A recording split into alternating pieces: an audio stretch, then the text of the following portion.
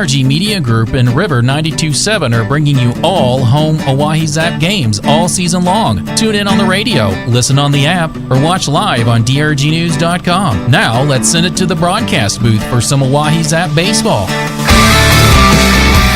The lights seem to shine brighter this time of year. They say the harder the battle, the sweeter the victory, and there are truly no words sweeter in the English dictionary than playoff baseball. It's time for the 2025 ILB Championship, a South Dakota showdown between the first half champion Spearfish Sasquatch and the second half champion Oahe Zap. Welcome to the broadcast booth, everybody. I'm Dylan Beach. Joined alongside me in a moment is Justin Cowart. Two different teams, two drastically different paths. The Sasquatch ran away with the first half. They never looked back as the betting favorite for this entire season to bring home some hardware. And the Oahe Zap were in last place for the entire first half. They're written off by everybody as just another bad season for the Oahe Zap. The only issue, folks, they never wrote back and have stormed back to their best season in program history and clinched their spot in the playoffs. Justin, this should be a really fun one here tonight. Well, it's been a really fun season leading up to a very fun playoff series here. Thank you, Dylan. That was so eloquently put. What a difference two halves of baseball can make for this Oahe Zap team. As you mentioned, starting 1-9, everything looked like years past. I said it's just going to be another year of summer ball. Guys just coming to try to sharpen up their game a little bit and then head back to school. But it was a completely different month of July for this team. They go 25-8 in a stretch leading up to that Hastings Sodbusters series. Split that series with the Sodbusters, but the game that had most importance was that one on this last Saturday night when they won, when the Casper Spuds beat the team that we see down before us, the Spearfish Sasquatch. The Zap get the win on Saturday night. They clinched the playoffs. It was kind of a pointless game, if you will, on Sunday, that one that they lost, but they competed well, and they're back here in the moment, in the brightest lights, with a great crowd on hand. We battled a little bit of rain, but we're back here. It's a beautiful evening, and we're getting ready for some Zap playoff baseball. This one means everything to this city. It's going to be a fun night of baseball. The weather was looking sour early in the day, but it is starting to shape up for some clear skies for some Zap baseball. The first time they have ever made the playoffs in their 3 years, rallying back from a nightmare start to set up the South Dakota showdown. And man, I've just been all day, Justin, thinking about this game and how much fun this one is going to be. This is two evenly matched up teams in this second half. The Zap, they did not have what was going on in the first half nowadays. They've split with Spearfish in the second half, and that's a good omen for what's going to come in this series. Yeah, you look back at the month of June, and when the Spearfish Sasquatch played the Oahe Zap, it was essentially penciling in a W each time for Spearfish.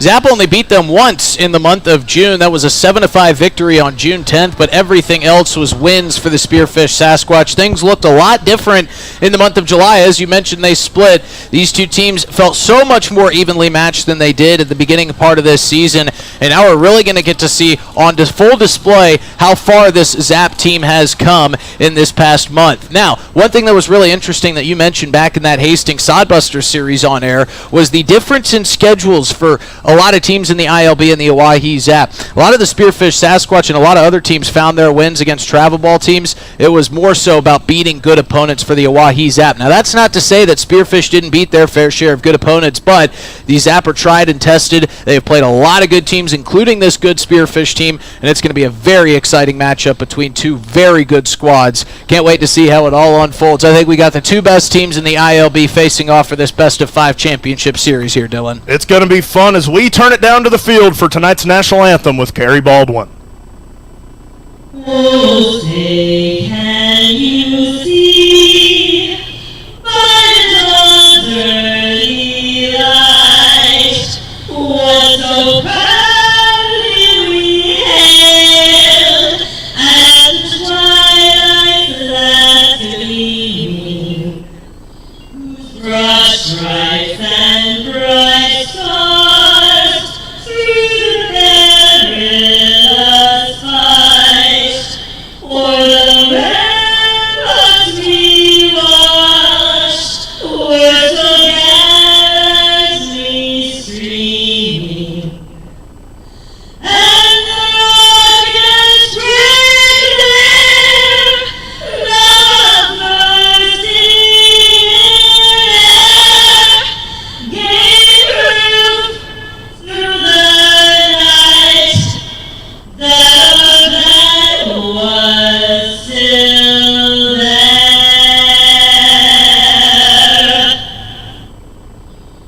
Oh, say does that star-spangled banner wave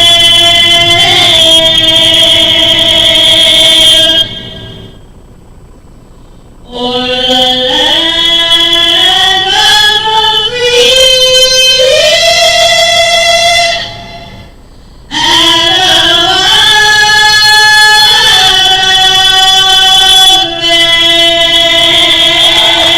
Beautiful job there by Kerry Baldwin. And we are so close to some playoff baseball here at historic Hyde Stadium. Justin, let's go ahead and get the defensive lineup out there for the Zap. Should be a good lineup, typical one that they've been seeing here lately. Yeah, we've seen a couple guys rotated in some different spots, but I think it's kind of come down to who has played the best at each position this season, put them in those spots. We'll start in the outfield from left to right. Tyler Hoffman will be playing left field this afternoon. In center field, it'll be the speedy Andrew Phillips, and in right, it will be Jake Daly. We've seen some great plays out of all three of these guys in the outfield, but Andrew Phillips has shown some immense growth out there in the midst of that outfield. He's been playing outstanding. He's been tracking balls down that off the bat I don't even think a lot of guys could get to.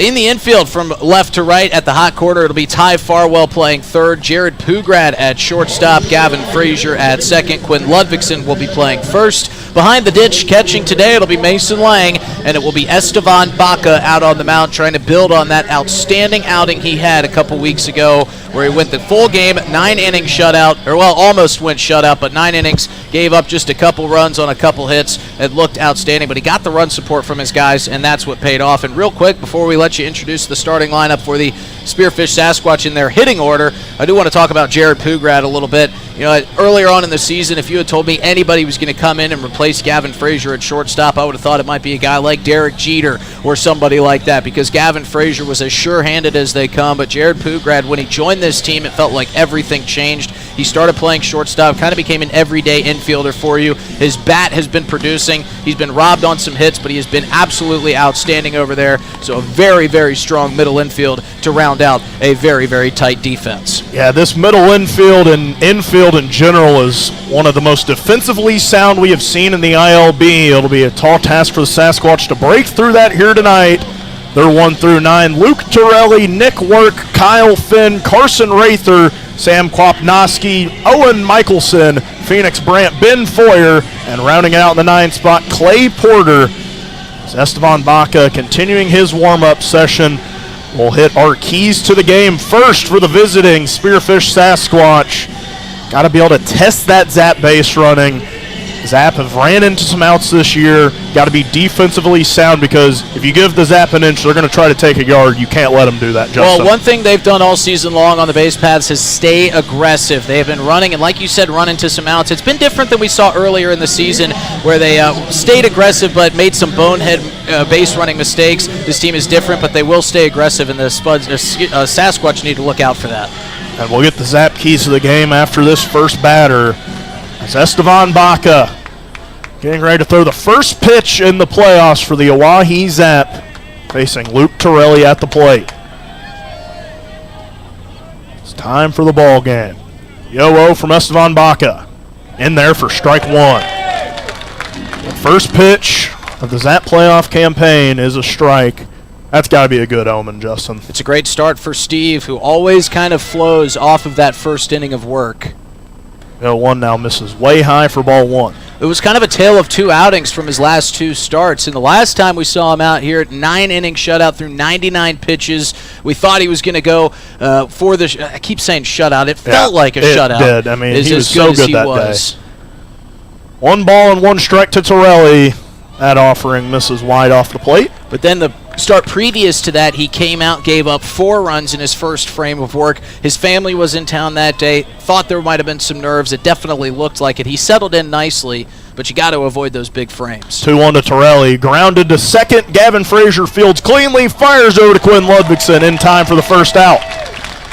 Yeah, and as good as Gavin Frazier had been at shortstop leading up to this point in the season, Jared Pugrad, it's not like Gavin Frazier did anything wrong, but Jared Pugrad had just been playing so well that it left no other option for Jamie Habiger but to keep Gavin Frazier on the middle infield, just move him over to second. Yeah. And this is, to me, the best middle infield in the entire ILB. Yeah, this is a lethal 1-2 between them defensively.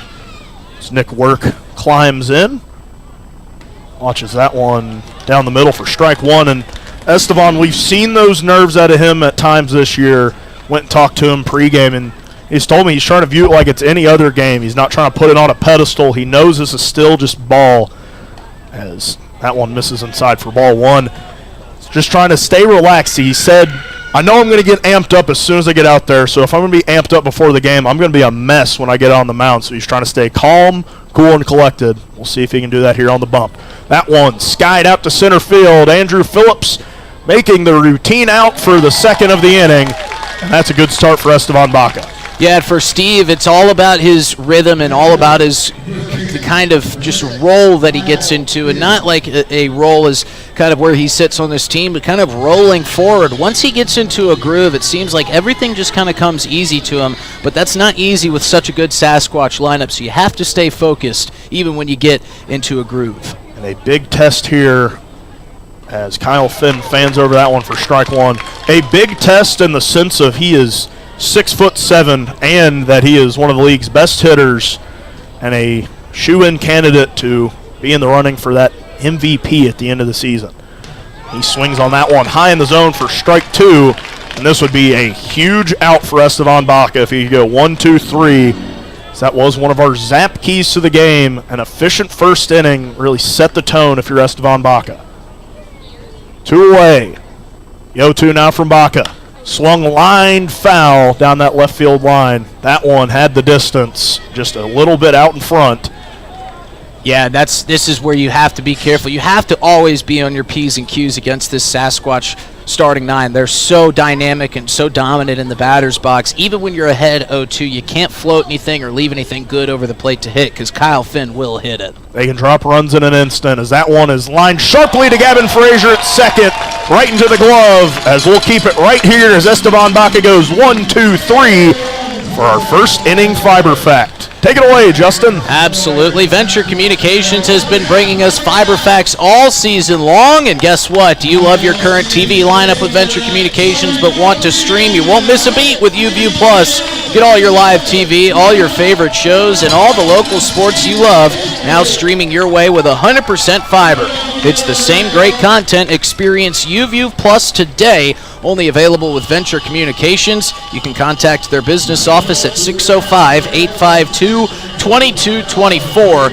And you talk about a great start with Venture Communications. How about a great start for Estevan Baca? One of those keys to success, which we can actually show the viewers right now for the Oahe Zap, was an efficient first inning for Steve. You know, we talked about the last start where he went 99 pitches, 9 innings, got the win for his team, almost pulled off the shutout. But for this one, the start before that, gave up the 4 runs in the first frame, settled in nicely after that, but the damage was done. Needed to have an efficient first inning. That's exactly what he did. There were some hard-hit balls, but he got them to get hit to his defense, and that was a great start for Estevan Baca. Looks pretty comfortable to me. Yeah, he certainly did out there in the first inning. We didn't even get a chance to say the umpire crew. It didn't feel like he even needed them a lot of the times, was getting some of those weak contact outs. The home plate umpire tonight, Jason Seitz, first base, Richard Gilmore, and third base, Corey Baker, as we get another 3-umpire crew here for the playoffs, Justin. Yeah, we've had 1 3-umpire crew this year, but that was a scheduling issue. This one is because it is the championship series, all the stakes and everything on the line here. So you couldn't ask for a more seasoned and a better umpiring crew than these 3 out here on the field. And, yeah, like you said, Estevan Baca didn't really need Jason Seitz all that much to start the ball game. He was firing them. The ones that weren't swung on and missed or put into play were right down Capitol Avenue. So he got a pretty smooth start there. But glad to have these umpires with us here today. It's been a great season, and we've relied on them a lot this year. They've called some hot games. Glad things have cooled down a little bit for these guys. Gavin Frazier climbs in to lead things off. Watches strike 1 called, as we'll get the defensive alignment for the Spearfish Sasquatch during this at-bat. The 0-1 now from Bowman to Frazier. Misses high for ball one. Left to right in the outfield, Owen Michelson, Luke Torelli in center, and Sam Kwapnoski in right field. The 1-1 now to Frazier. Swung, skied into the infield down the first base line. Kyle Finn plants it under it and making the play for out number one. And a perfect cue right to the infield. Kyle Finn will be playing first. Clay Porter will be at second. Ben Foyer over at shortstop. Nick Work will be playing the hot corner. Jordan Bowman on the mound. He'll be pitching to Carson Rather. And Jordan Bowman with a pretty good start there to pop out Gavin Frazier. It's now the two-hole hitter, Jared Pugrad for the Zap. As the first offering from Bowman is a bit outside for ball one. Full Zap lineup, Gavin Frazier, Jared Pugrad, Ty Farwell, and the 4-5-6 of Polizzi, Lang, and Daly. The 1-0 to Pugrad misses high. He's quickly ahead in the count 2-0. Then the 7-8-9, Quinn Ludvigson, Tyler Hoffman, and Andrew Phillips rounding things out. Bowman sets, winds, deals the 2-0, fanned over for strike one. Yeah, pretty two dangerous lineups. We often talk about how there's really nowhere to hide in the Zap lineup. You can say the same about the Spearfish lineup as well. 2-1 now to Jared Pugrad. Skies that one out to center field. A routine play for Luke Torelli, sizing it up and making the grab for out number two. Yeah, much like Esteban Baca, Jordan Bowman looking for an efficient first inning. Only a couple pitches here. He's already got the 2 outs, and you know, a lot of these guys, these aces, are no stranger to getting into pitchers' duels. And if these guys throw this whole game like they've been throwing in these first innings, in first inning frames, we might be out of here before 10 o'clock. Ty Farwell launches an inside strike in for the first of his day. Ty Farwell pretty much had a do-it-yourself home run the other night, hit a triple off the wall, and then stole home on a wild pitch. Count runs even at 1 apiece after that offering. Added some unneeded but much welcomed insurance for the Zap, trying to just secure that final necessary win of the season. Yeah, that was the clincher as Ty Farwell hits a Baltimore chop over to second, in time over to Kyle Finn for the third out. So it's back-to-back 1-2-3s for both pitchers. Maybe the start of a pitcher's duel between these two. Fiery offense here on a cool day in South Dakota. We'll be right back here on River 92.7 after this short break. Looking for happenings in Central South Dakota? The Pierre Area Chamber of Commerce Community Calendar is your go-to for all the latest events. From entertainment to local benefits, community activities, and more, there's something for everyone. Email your event to contactchamber@pierre.org and it will be listed on the weekly calendar. To view the calendar, go to www.pierre.org. Let's celebrate together in the heart of South Dakota. The Pierre Area Chamber of Commerce, connecting our community one event at a time. Doing a little spring cleaning at your house? I'm Val Keller, City of Pierre Solid Waste Manager, letting you know the City Supply Swap program can help.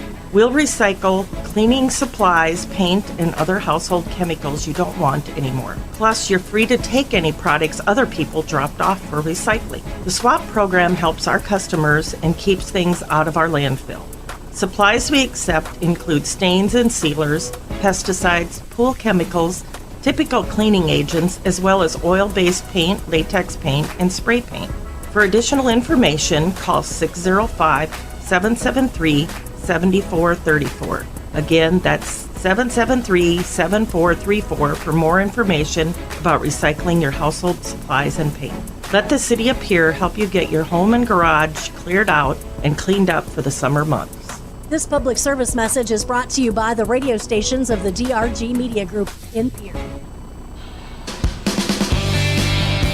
Esteban Baca reclaims his position out on the mound, fires his last warm-up pitch. Mason Lang fires that warm-up pitch down to Gavin Frazier. Scoreless here in the top of the second inning as we welcome you back into the broadcast booth for this postseason playoff series between these two South Dakota rivals, Justin Cowart alongside Dylan Beach and Eli Lewis.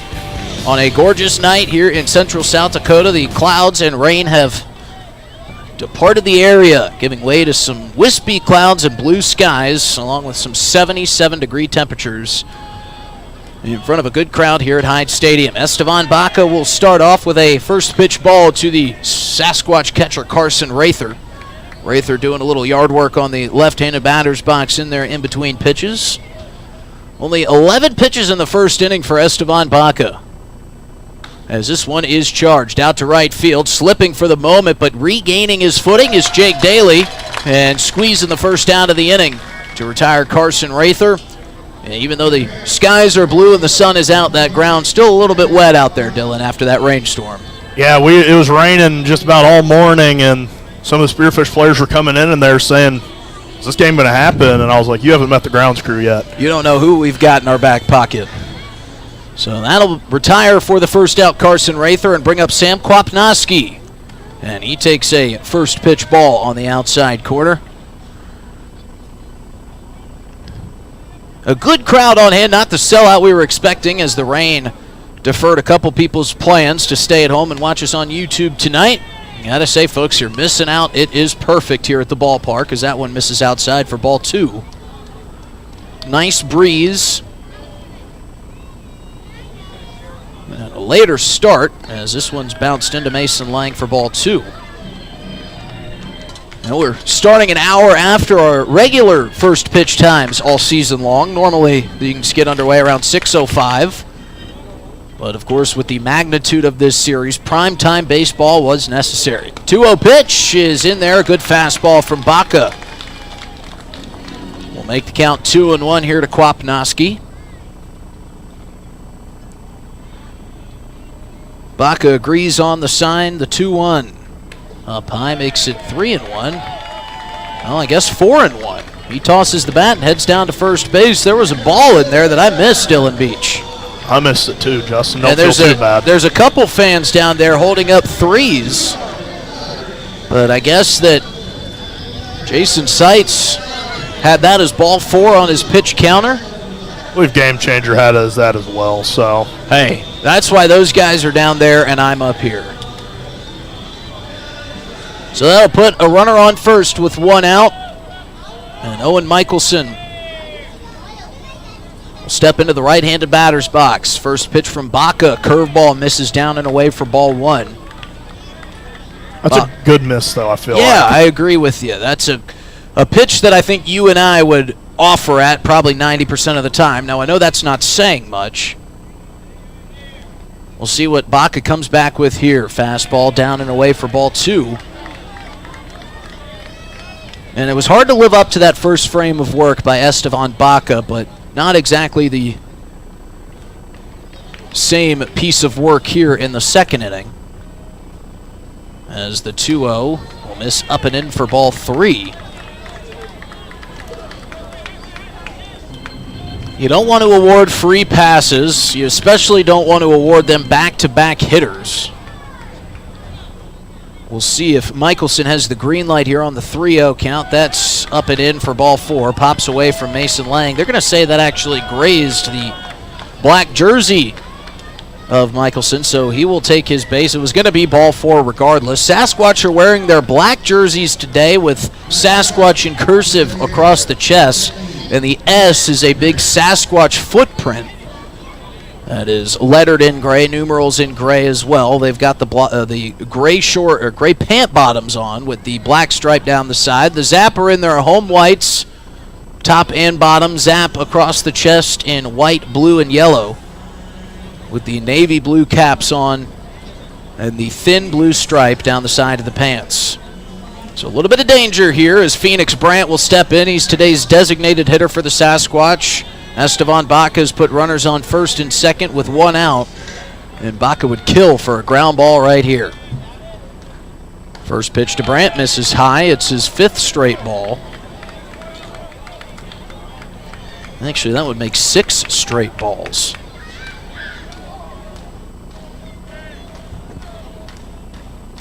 So Baca's struggling to find the zone here. He's been blowing on his right pitcher's hand as that one just barely misses for ball 2. And that drew some groans from the crowd and from Esteban Baca.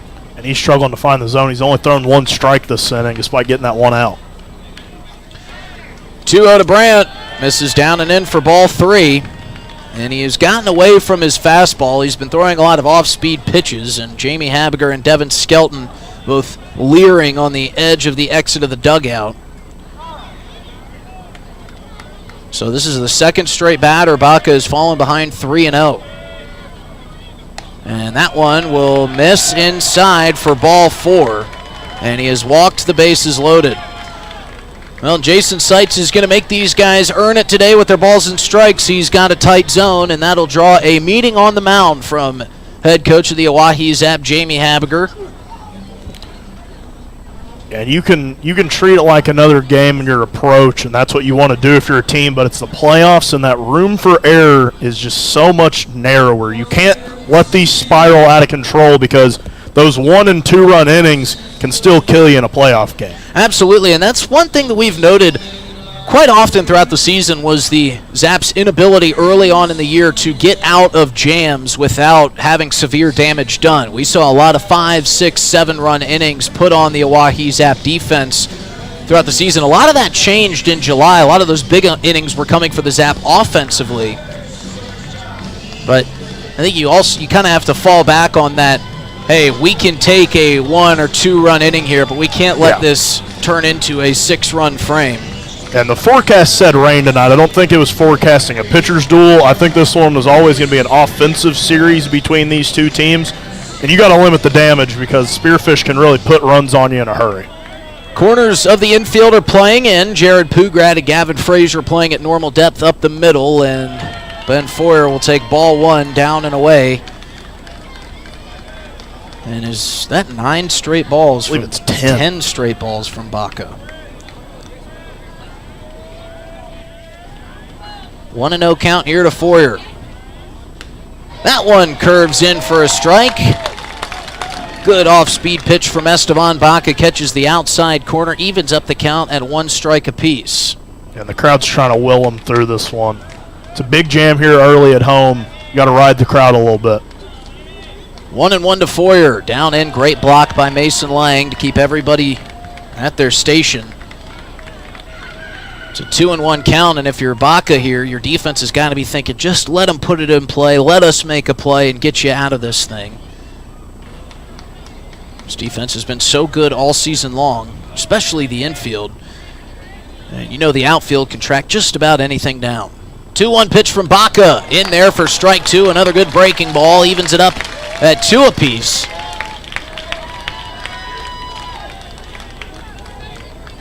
And now I know we're only in the top of the 2nd inning, but this early feels like a big pitch for Esteban Baca. Bases loaded, 1 out, 2-2 count to Ben Foyer. And this one is rifled to Jared Pugrad, could be 2. On to Gavin Frazier for 1, over to first, and it's an inning-ending double play. Esteban Baca loaded the bases with 1 out, and he gets out of the jam with a 6-4-3 double play. We stay scoreless heading to the bottom of the 2nd inning at Hyde Stadium. Thinking of travel? Pierre Regional Airport offers non-stop flights to Denver. Starting August 1st, book your destination at United.com. With United Mileage Plus, you can save more by earning miles when you fly from Pierre Regional Airport. 1-hour flights to Denver and the world beyond. Avoid the crowds, avoid the drive, and enjoy free parking when you fly from Pierre Regional Airport. United Airlines in Pierre starting August 1st. Skip the drive. Fly from Pierre.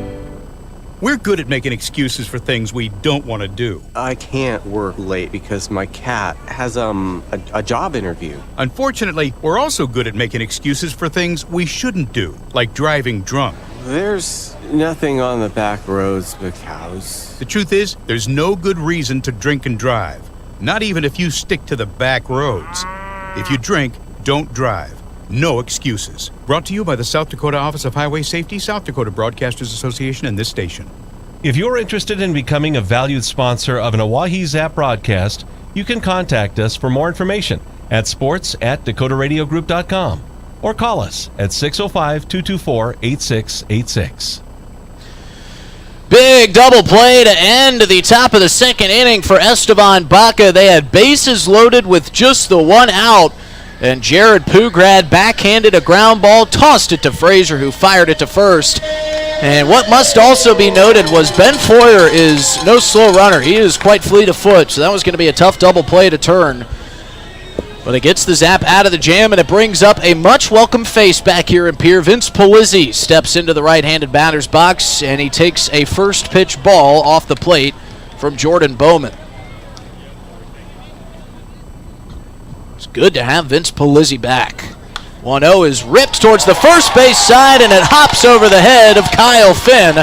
And just like that, welcome back, Vince Polizzi, picking up right where he left off. Gets a leadoff single to start the bottom of the second. Yeah, that's a hide hop right there, but that one hopped off the skirt, so nothing you can really do about that if you're Kyle Finn. But that is a great start after you almost got punched in the mouth last inning. Try to strike first here. Yeah, and Finn was talking to another fellow first baseman. Vince Polizzi's played his fair share of that position and kind of signaling that hop that ball took. Very unfortunate for Kyle Finn.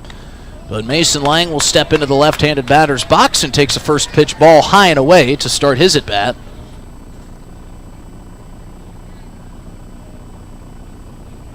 Big bad Bowman on the mound. He is an intimidating figure out there. As Lang takes another pitch way off the plate.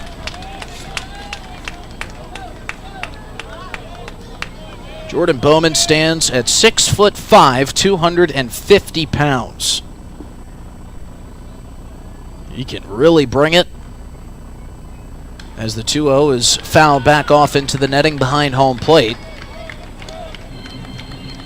I know we've got a good bit of Spearfish fans watching on the YouTube broadcast, but you got to tip your cap to the fan base. They traveled in some pretty good numbers. Got a good little section of Squatch faithful over there. 2-1, runs inside to Mason Lang and makes the count 3-1. And now Jordan Bowman is in a little bit of trouble here of walking runners on first and second. Vince Polizzi started the inning off with a funky single over the first baseman Kyle Finn's head. We'll see if Mason Lang swings away on 3-1. He checks his swing, but it caught a piece of the bat. Bit of misfortune there for Mason Lang. Runs the count full. Big pitch here. Jake Daly waiting in the on-deck circle. Nobody out. Payoff pitch here coming from Bowman. Lang awaits the 3-2. Inside for ball 4. Bowman missed there on 2 consecutive pitches. And actually, you really could say missed there on 3 consecutive pitches. That foul ball ran up and in on Mason Lang, and he was trying to stay out of the way, but just happened to get a piece of lumber on it. So now for Jake Daly, he's got runners on first and second, nobody out. He's got a big gap on the left side of that infield, where Ben Foyer is holding Vince Polizzi close. They're playing him deep in the outfield. See if he can drop one in back behind the backs of that middle infield. He takes strike 1 on a fastball up in the zone.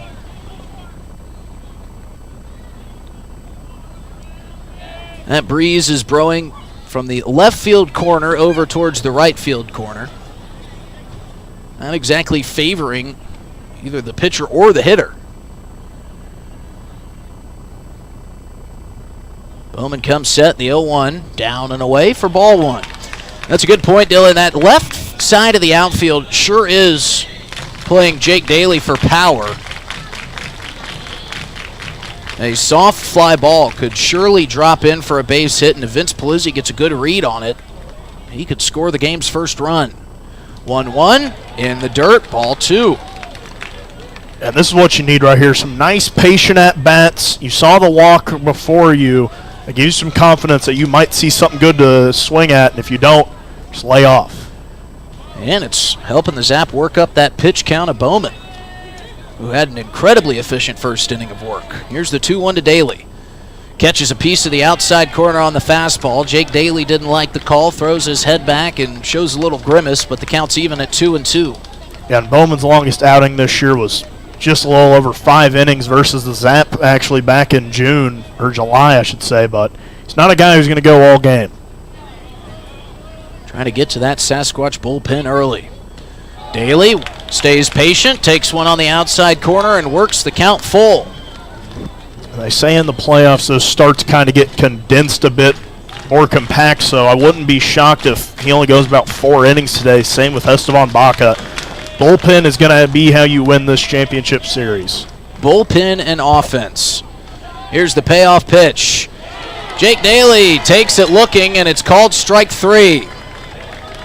And that was a good-looking pitch from Jordan Bowman, and well, Jake Daly didn't lift the bat that entire at-bat. He was trying to stay patient, but instead he gets rung up, and that will bring up Quinn Ludvigsen.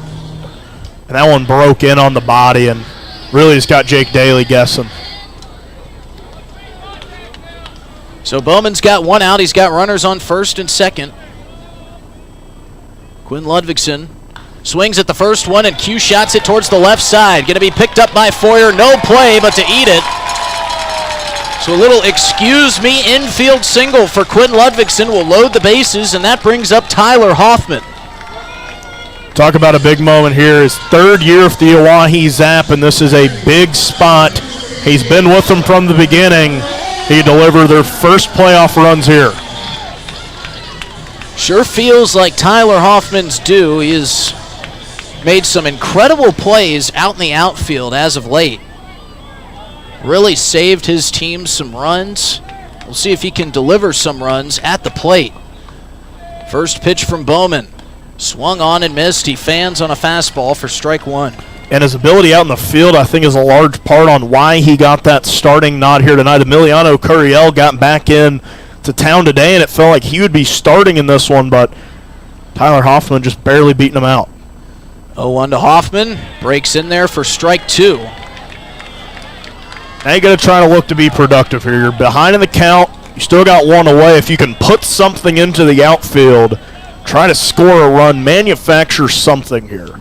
You're a fast runner. A fly ball into the outfield will score Vince Palizzi as the 0-2 misses way high for ball 1.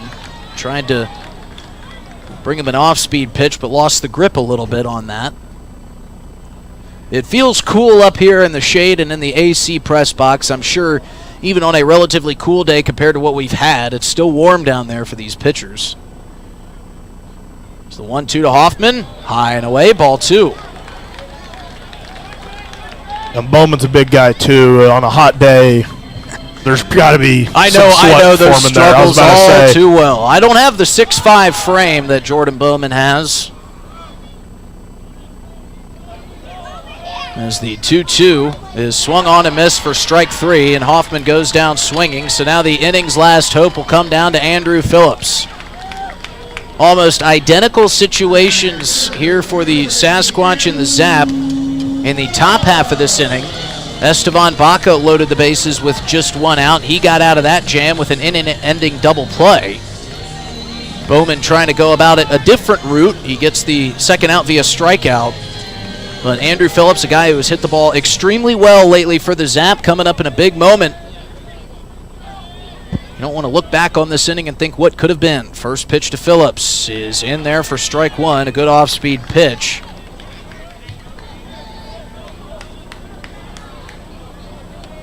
And this is a spot in which the Zap have been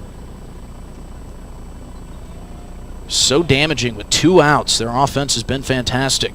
0-1 misses outside for ball 1. And despite with 2 outs, you still want to be patient if you're Andrew Phillips here. See something you like or try to draw that walk. Bowman had those control issues early, and Zap swinging has kind of got him out of it. Agrees on the pitch, the 1-1. Misses high and away, ball 2, and Phillips has worked himself ahead. Jake Daly went down on a couple of close calls, but Tyler Hoffman swinging early kind of got him out of that at-bat. If you can stay patient, you might finally see one you like here. If you're Andrew Phillips, you've got to be sitting fastball here on this 2-1 count with the bases loaded. He throws an off-speed pitch and gets a swing and a miss from Phillips. So don't listen to me, Andrew.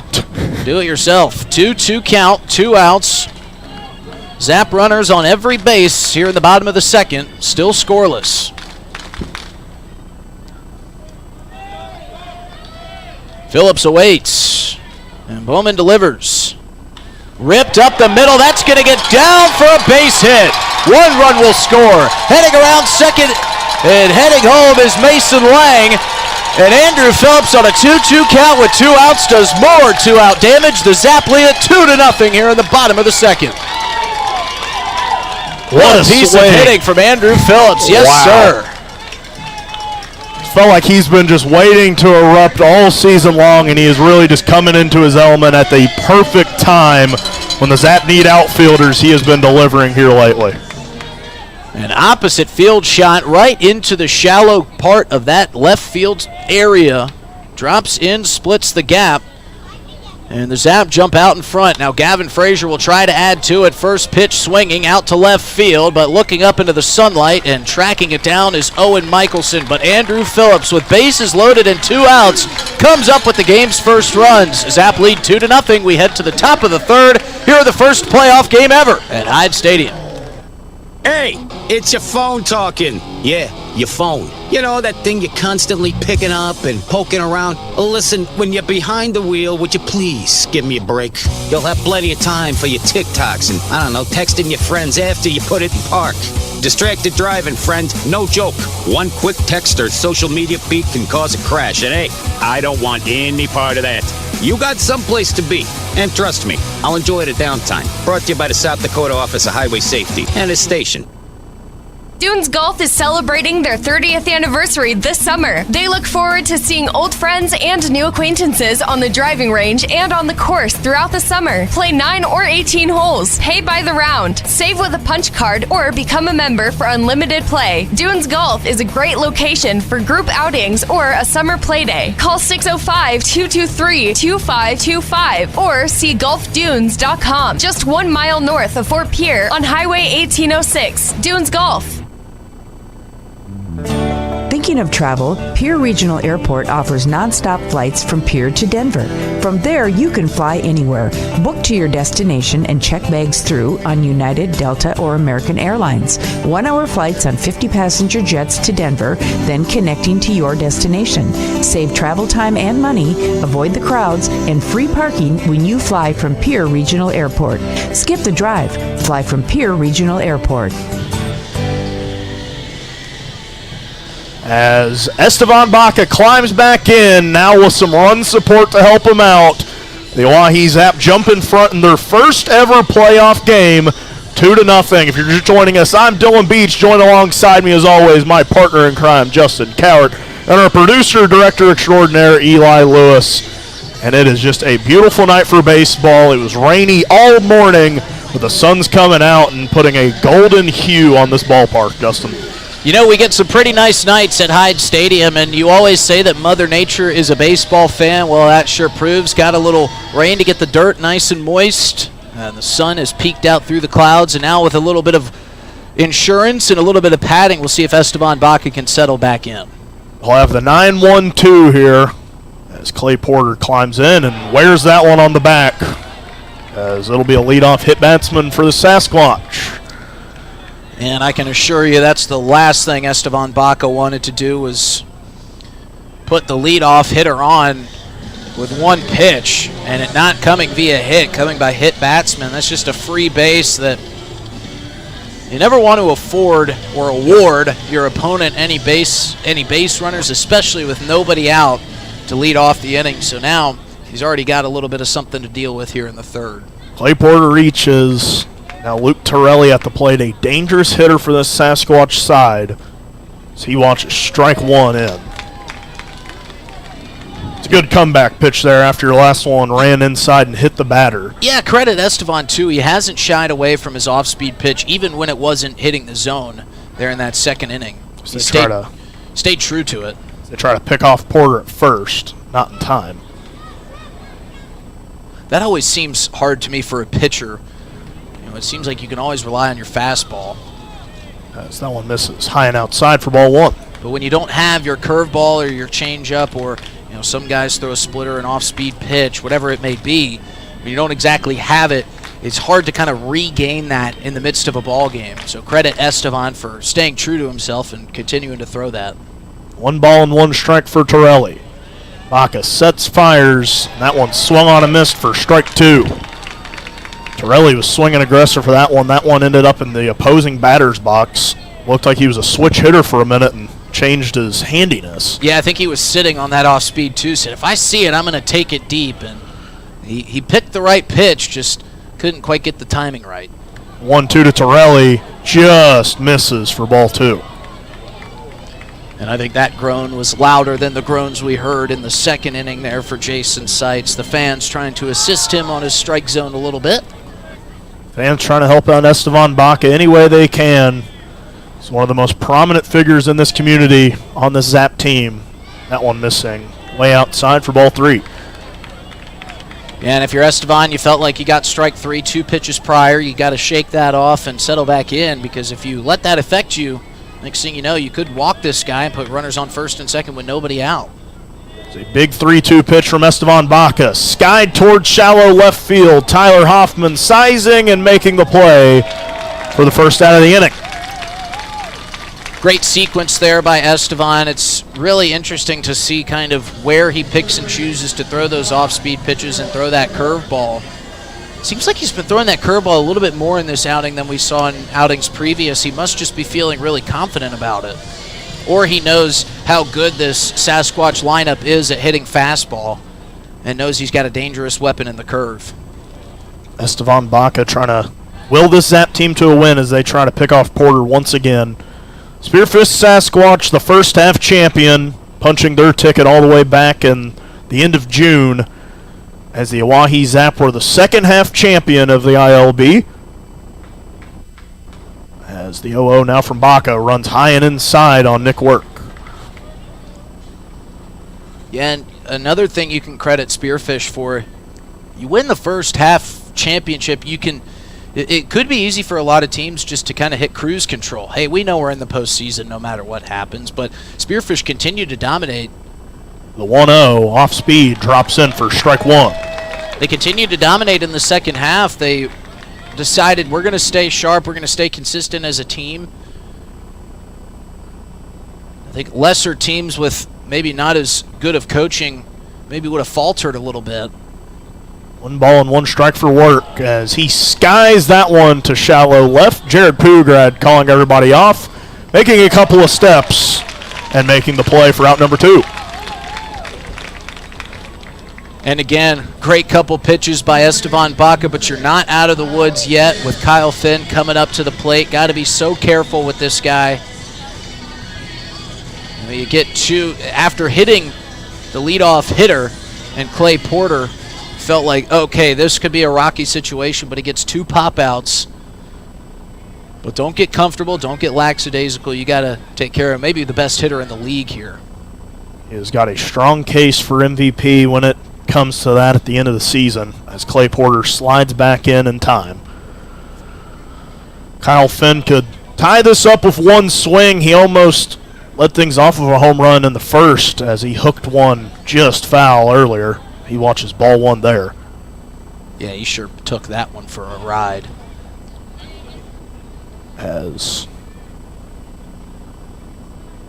Estevan Baca settling in here, trying to help win the first playoff game in Zap history. He fires that one back over to first, trying to keep Porter honest over there with 2 away. And an intimidating figure at the plate. The 1-0 to Kyle Finn misses low. Good block there by Mason Lang. Keep that run over there at first. Yeah, and you can tell Baca's being very cautious with Finn here. Now you're behind 2-0. You still have to stay cautious. Don't want to float anything. 2-0 now. Sky driven out to left field, and that one's not coming back. Kyle Finn ties it up in 1 swing. Spearfish Sasquatch get their first hit on the long ball, and we've got a tie ball game here at Hyde Stadium. Well, you hate to see that and hate to do that on a 2-0 count. Just kind of leave a fastball batting practice right over the plate. And if you're going to throw a 2-0 fastball like that, you've got to get it higher up in the zone, or else what's going to happen to you is what just happened to you. Kyle Finn's going to hit it about a mile over that left field wall. He'd think he went over Aiden's area out there.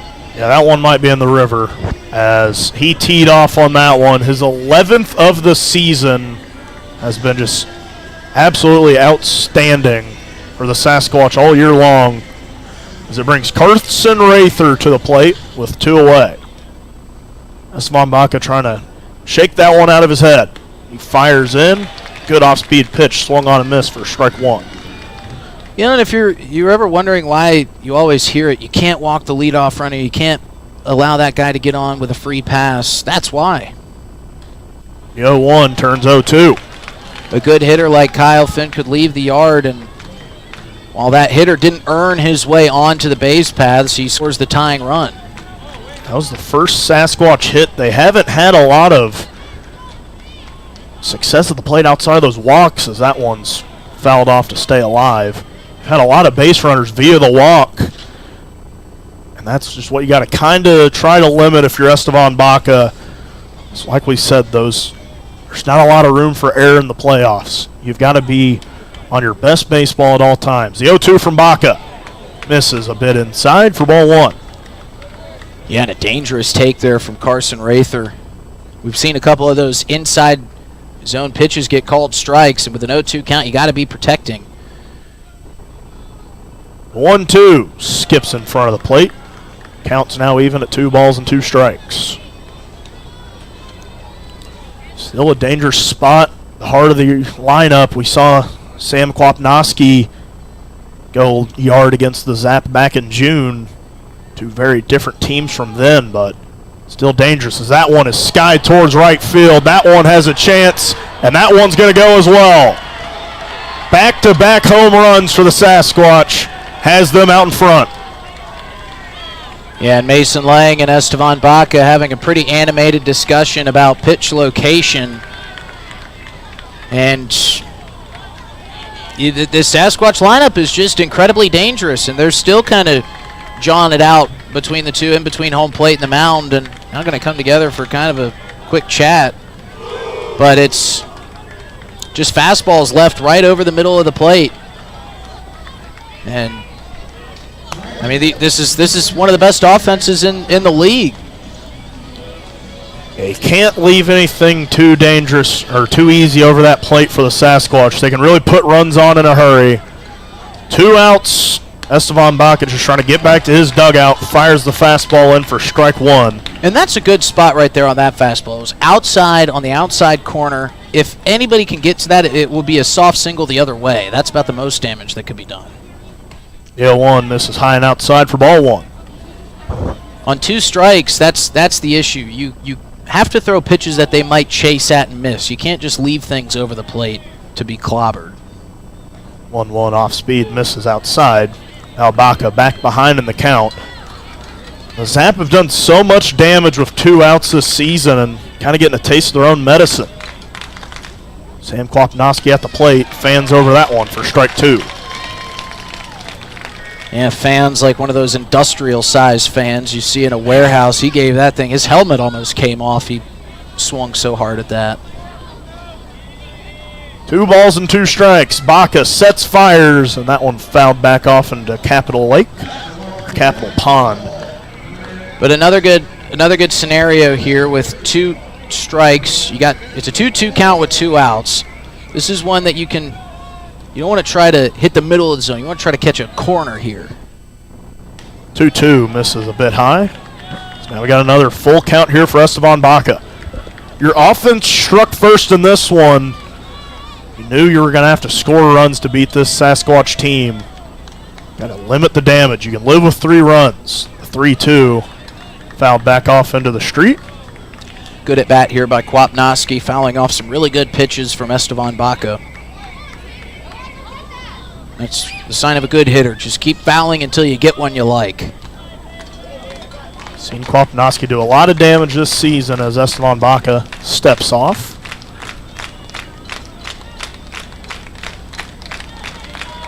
Two away. Payoff pitch now from Esteban Baca. Sets, fires, swung on and missed. A nice pitch there from Baca, but the damage was done by the Sasquatch.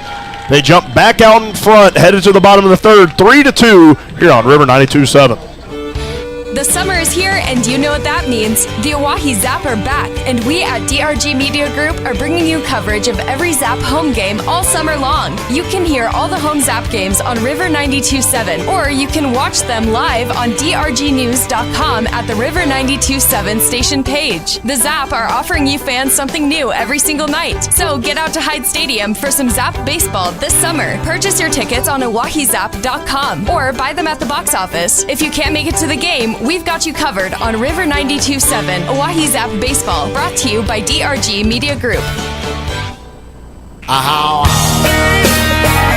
Sasquatch jumped back out in front in Game 1 of the ILB Championship Series. It's been a back-and-forth contest just between those two frames. The Zap got out in front with 2-0 on a bases-loaded two-away hit by Andrew Phillips, and then Kyle Finn, the most dangerous hitter in the league, going yard, tying things up, and then right behind him, Carson Rather leaving the yard to right field and taking him the lead. Yeah, and I'm sure that Esteban Baca will talk with Coach Wiggins and Coach Skelton quickly in between these two innings about pitch location. And with Kyle Finn, I mean, you may, in an at-bat to him, throw one pitch that is somewhat good to hit, but everything else has got to be around the zone or off the plate, see if he'll chase, and if you walk him, so be it. I think a walk to Kyle Finn is a pretty fair trade-off for what he could do, as we saw there with that two-run home run. But like you said, you know you have to score runs to beat this team. That's no secret. You're not going to win in a 2-1 ball game. So we got to see if the Zap offense can continue what they started in the second inning. As Jared Pugrad climbs in, that one catches the inside part of the zone for strike one. If you just look at those recent results for the Sasquatch, a lot of big run games between them and the Casper Spuds. So that one misses low for ball one. A lot of runs scored. So it's never going to be a pitcher's duel. We'll see how it shapes out as that one runs in and hits Pugrad on the hands. It's kind of interesting how these innings have gone for both teams. They're almost carbon copies. We saw there in the top of the third, or excuse me, the top of the second inning, the Sasquatch leadoff hitter get hit by a pitch. Now Jared Pugrad wearing a pitch, but for those Sasquatch fans, this is just a walk in the park in terms of getting hit by pitches, something the Zap have had all season long. Ty Farwell climbs in, clobbers that one out to the left center field gap on his horse and making the play, but dropping it. Jared Pugrad rounding second. Ty Farwell could come in standing. It looked like the left fielder, Owen Michelson, had made the play at first, but it just squeaked out at the last possible minute. And that was always going to be a hard one to reach, and you'll take that if you're an Oahe Zap fan. Yeah, it's a tough error, and I think Michelson probably dealing with some of that sunlight coming back into his eyes as it sets behind us, kind of shades across the first baseline out into left field, so it's a really dangerous proposition for those left fielders. But a tough break there, the first error of the ball game, but the Zap will absolutely take it now with two runners in scoring position and nobody out. Vince Polizzi at the plate as he fouls that one off over the press box. Be a nice welcome back for Vince Polizzi if he could knock these runners around or even go yard himself. He has just been outstanding for the Oahe Zap in his career. The 0-1 now to Polizzi. Runs high for ball one. Yeah, kind of a similar prospect with Vince Polizzi that you get with Kyle Finn and Carson Rather, a guy that you really can't leave anything too good over the plate for. He will make you pay. Runners on second and third. The 1-1 to Polizzi. Line skied towards right field and out of play. Yeah, but for Bowman there, that's a good pitch up in the zone. That's something that Polizzi can't really do much damage on, and like we saw there, he fouls it off, but it gets him, Vince Polizzi, behind the count. Nobody away for the Oahe Zap, trying to strike back here.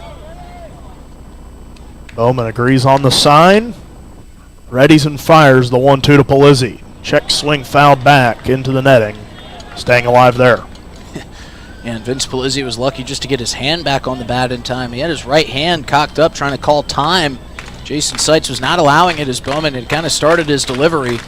We've seen some late times afforded here at Hyde Stadium. Seitz not following that tune. 1-2 now to Polizzi. Runs inside, counts even up at 2 apiece. Dangerous take there from Polizzi. Yeah, it was. Zap crowd trying to will Polizzi to a big hit here. Zap find themselves trailing 3-2, their first ever playoff game. 2-2 now from Bowman. Swung, ripped foul down the third base line. Jared Pugrad and Coach Habiger lucky not to be hit by that one. Everybody did their best little Michael Jackson move to get out of the way of that one, including Corey Baker, our third base umpire. That was a heat-seeking missile, and luckily its target was not one of those three standing over there in the foul territory spot at third base. See a replay of the 2-2 to Polizzi. Runners on second and third. That one chopped off the plate foul. So Polizzi doing a good job staying alive here, trying to see that pitch that he really wants. Yeah, and he's spoiling some really good pitches, too, by Bowman. Now Ben Foyer's going to call a timeout and get the battery together. Might be seeing something in the swing of Polizzi. Or maybe he's seeing something with Ty Farwell back there at second. We've seen it all season long. It's part of the game where if you've got a guy on second base, he's going to try to give his hitter any tips or tidbits of knowledge that he can from across the diamond. So maybe Ben Foyer trying to make sure that no secrets are getting out between Carson Rather and Jordan Bowman. Polizzi increasing the pitch count of Bowman. His next offering will be his 48th. So we get another time called. Back underway here now. Bowman looking in, agrees with the sign, and fires. That one lined sharply down the left field line. That one's going to get down fair. 2 runners will come around to score. Vince Polizzi chugging for second, and he'll be in standing. Hometown hero delivers again. His second year with the Oahe Zap. No hits bigger than that one. Regaining the lead here, 4-3. Man, Vince Polizzi, like we said, just stayed patient, kept fouling off the pitches that he didn't like, and sooner or later he would get one that he did like, and he had to go down to get that off-speed pitch, but just squeezes it inside that left field line. Perfect place in the ballpark to put it to score both runs. Let's see if they can keep the carousel moving along. Polizzi was one of the first guys here today in the batting cages. Already 2 hits for them in this one. Mason Lang climbs in, fouls that one off to the netting for strike 1. And this is a scenario for the Zap where, yes, you've regained the lead, you've scored 2 runs, but you want to continue to pile on. Look for one of those big innings that had killed you in the month of June. Especially one of those games where the Sasquatch did that exact same thing to you. Try to repay the favor a little bit a month and a half later. Mason Lang by on the count, 0-1. Watches that one high, count even now. And all of this kind of got started. Jared Pugrad got hit in on the hand, and then Ty Farwell sent one out to the deepest part of the ballpark that Michelson just couldn't bring in. Then Polizzi bringing them both in from second and third. So kind of a self-inflicted wound here by the Sasquatch. The 1-1 to Lang misses way off the plate. A nice snag by Rather to keep that one in front. Yeah, and kind of as we imagined, some work starting in that Sasquatch bullpen. You mentioned it, in these championship series like this, there's a very short leash. I don't care who your starting pitcher is. Lang back out in front, 2 balls and 1 strike. The offering from Bowman misses a bit outside. Now 3-1 here to Mason Lang. Yes, and Jason Seitz has had a tight zone, but he's kept it consistent both ways, which is all you can ask for from an umpire. If you're going to call it tight, make sure it's going each direction, and Seitz has done a good job of that. Seitz, an umpire, also explains where the miss is. It's a 3-1 to Lang. Catches the inside portion of the zone for strike 2. Big payoff pitch incoming. Mason Lang trying to keep this rally going. 2-run bottom of the third for the Oahe Zap has them back out in front, 4-3. Polizzi on second. Still no outs for the Sasquatch. Bowman, the payoff pitch. Runs high and misses for ball 4 to Mason Lang. Yeah, that was a great pitch to take there for Mason Lang. It's easy in that situation with nobody out and a runner on second base to try to get aggressive and try to put something out in play or try to even hit a home run. But Mason Lang, a wise hitter, knowing if it's not right where I want it to be, I'm taking that pitch and I'm taking my free base and try to continue this rally going on, as it looks like They're going to have a quick chat with Jordan Bowman, try to buy some extra time for that bullpen pitcher to continue to get warmed up here.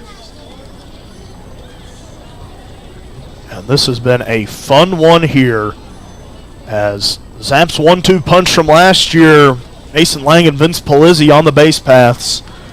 Those were two names that you saw at the start of the season as a Zap fan, and you were just happy to see them back in a Zap uniform. Vince Palizzi, the all-time home run leader for the Oahe Zap. Mason Lang, the team MVP a year ago. And those two were already a just great 1-2 punch to have at the start of the season. And then the reinforcements you brought in the offseason have turned this Zap team into a true contender in the second half as Jake Daly swings on one and lets the bat go. That one goes all the way into the Sasquatch dugout. Bat went further than the ball. That was a scary one there. I mean, that one was just flying. Yeah, it dispersed that Sasquatch crew sitting out on the retaining wall. Normally, they got to be aware for foul balls coming that direction. I don't think they had a flying bat in mind as something they would have to avoid sitting over there today. Yeah, they had to worry about a foul ball and a foul bat there. As Daly now behind in the count, 0-1, watches that one low. Count runs even. Yeah, good stop there by Carson Rather. Didn't look like much because he's pretty smooth back there as a catcher, but that was one that kind of ran away from you. Had to backhand that one and keep everybody put. Rather has been very consistent behind the plate throughout the start of this one. There's been some close calls that he has just brought in and made look routine. The 1-1 line back the other day by Jake Daly. That'll be a station-to-station single. Jake Daly getting the bat out on that one, lining out into right field, and that's a big one. Yeah, it sure was, and Daly not trying to do too much with that. When you've got runners on first and second like that, your goal is to hit behind your lead runner. Try to take a force play or a double play out of it, and that's exactly what Daly did, and he got enough bat on it to give it enough momentum to carry it over the tall head of Kyle Finn. Didn't want to test the arm of Sam Kwapnoski, but again, nobody out. Everybody on. Great scoring opportunity here for the Zap. Quinn Ludvigsen at the plate. Bases loaded for him. He's ahead now. 1-0 after watching that one. Quinn Ludvigsen, no stranger to a home run versus the Sasquatch this year. He had that grand slam in that rain delay game back in June. And then one of those games out in Spearfish, he was pitching, and he hit himself a home run as run support. As that one's thrown in there for strike one. Quinn Ludvigsen, a guy who's expected to be a big performer for the Zap team, both out in the field and on the mound in this series, will likely get a start at one point in this series as he hits a high Baltimore chop to shortstop. The only play will be at first, and that is a productive out for the Oahe Zap. You'll take that trade, as I was tripping all over my words. Ben Foyer making the play, but that was a high chop from Quinn Ludvigsen. Yeah, and I think best case scenario, other than a base hit or a walk there, you had nobody out, just put it in play. Good things happen when you put the ball in play, and two runners still in scoring position. It was hit softly enough where Foyer wasn't able to even think about trying to get that one to second. Still, everything in front of you here if you're the Zap, and helping to pad that lead a little bit too. 2-run lead now, one away for Tyler Hoffman as he jumps on the first pitch he sees, skies that one out to left field. That one will be deep enough for Mason Lang to tag, as he'll head for the plate and make it a 3-run lead as Jake Daly slides back into second. Another productive out for the Oahe Zap. You would love to have those base hits where you don't have to take an out, but if you're trading runs for outs to give yourself a lead, I think you'll take that every day. Well, when you look back in the month of June and even a little bit early in July, this was the biggest problem for the Zap, was getting runners in scoring position and not being able to do anything with them. You'd see strikeouts, you'd see pop-outs to the infield, but those are two really productive outs because they bring runs in, and you've still got Andrew Phillips up at the plate with 2 outs and a runner on second. We saw what he could do with 2 outs the last time he was up. And it has been just kind of eerie between both of these teams. They've been doing the exact same thing in both innings as each other. One team strikes, then the other, and they're in very similar fashion as Andrew Phillips swings and misses for that one on strike one. But the Sasquatch put up 3 of their own in the top of the third, then the Zap coming back with 4 of their own in the bottom. And these innings just all feel the same, where the pitchers just can't get out of these jams. And Jordan Bowman Now with 2 away, ahead in the count 0-1, just trying to make it back to his dugout. He fires that one in. Andrew Phillips skies that one a mile high. Foyer calling everyone off and making the play, but the Zap do some damage. They jump back out in front, 6-3 here at Hyde Stadium. We'll be right back after this short message on River 92.7. Hey, it's your phone talking. Yeah, your phone. You know, that thing you're constantly picking up and poking around. Listen, when you're behind the wheel, would you please give me a break? You'll have plenty of time for your TikToks and, I don't know, texting your friends after you put it in park. Distracted driving, friend. No joke. One quick text or social media feed can cause a crash. And hey, I don't want any part of that. You got someplace to be. And trust me, I'll enjoy the downtime. Brought to you by the South Dakota Office of Highway Safety and its station.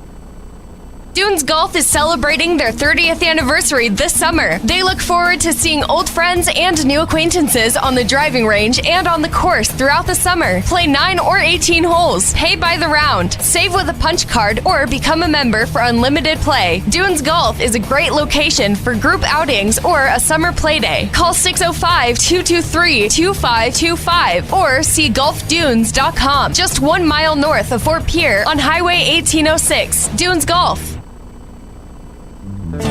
Thinking of travel, Pierre Regional Airport offers nonstop flights from Pierre to Denver. From there, you can fly anywhere.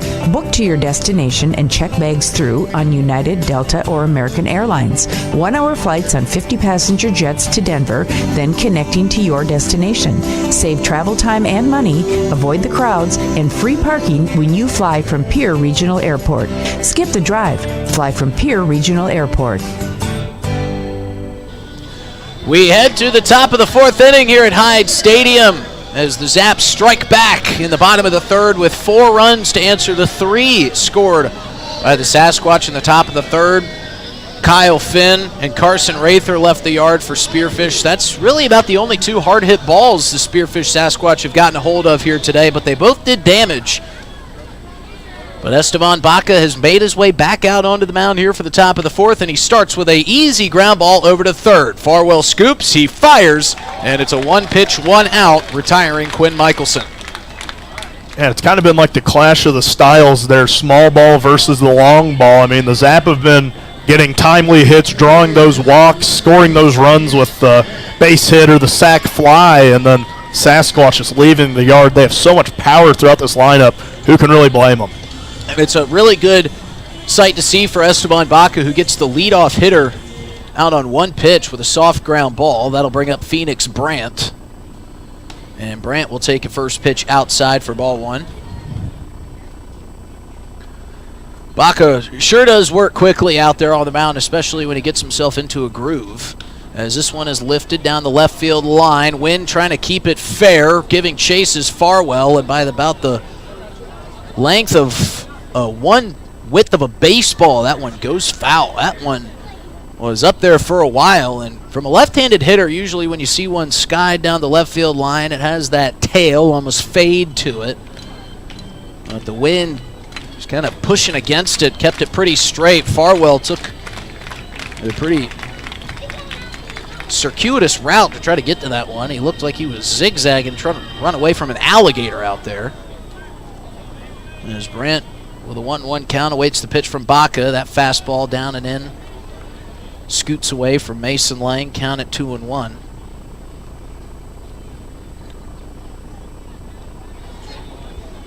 Some folks still continuing to make their way in through the gates. For this later start, 2-1 pitch from Baca. Lifted high over towards the Sasquatch dugout. Farwell again giving chase, but out of play. I think a lot of fans saw the weather that came through. Had a thunderstorm about 2 hours before about 3 hours before first pitch that lasted until about 2 hours before first pitch. There was a lot of naysayers thinking this game might not get in. Just turned picture perfect. Here's the 2-2 from Baca. That off-speed pitch just barely missing low.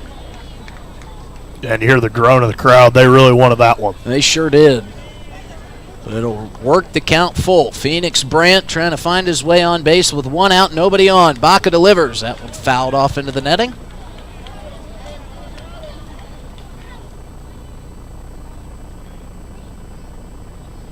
getting our start here tonight, an hour after all of our regular season games that were not Sunday games got started. As we do the payoff pitch again, this one drilled out into right. Jake Daly backpedaling towards the warning track, looks up, and he's got it for the second out. That one was loud off the bat, but Jake Daly was able to make the play no problem. And that'll bring up Ben Foyer with 2 outs and nobody on for the Squatch. And that's kind of the scary thing if you're Baca on the mound. So much of your success this year has come through that pitch to contact, but the Sasquatch have a lot of guys that you really can't do that to. It's going to be interesting how he tries to pitch to Finn and Rather this next time up. As Foyer swings at the first pitch, bloops one out into center field, coming on, diving, not able to make the play as Andrew Phillips as that one drops right in the Bermuda Triangle where nobody could get to it, and there is a lot of speed out there between Gavin Frazier, Andrew Phillips, and Jake Daly.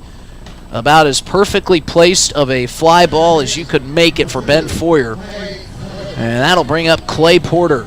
Still 2 outs here for Baca. He's working with a 3-run lead here in the top of the 4th. The gloveless Clay Porter will have to wait a moment for his first pitch as they check on Ben Foyer over at first. He dives back safely. Yeah, the thing on that last one is that maybe more lucky just not to have a collision there of 3 of your faster runners all running at the same spot. Lucky to not have a collision. Close play over there on the pickoff attempt to Ben Foyer, but safe, says Richard Gilmore.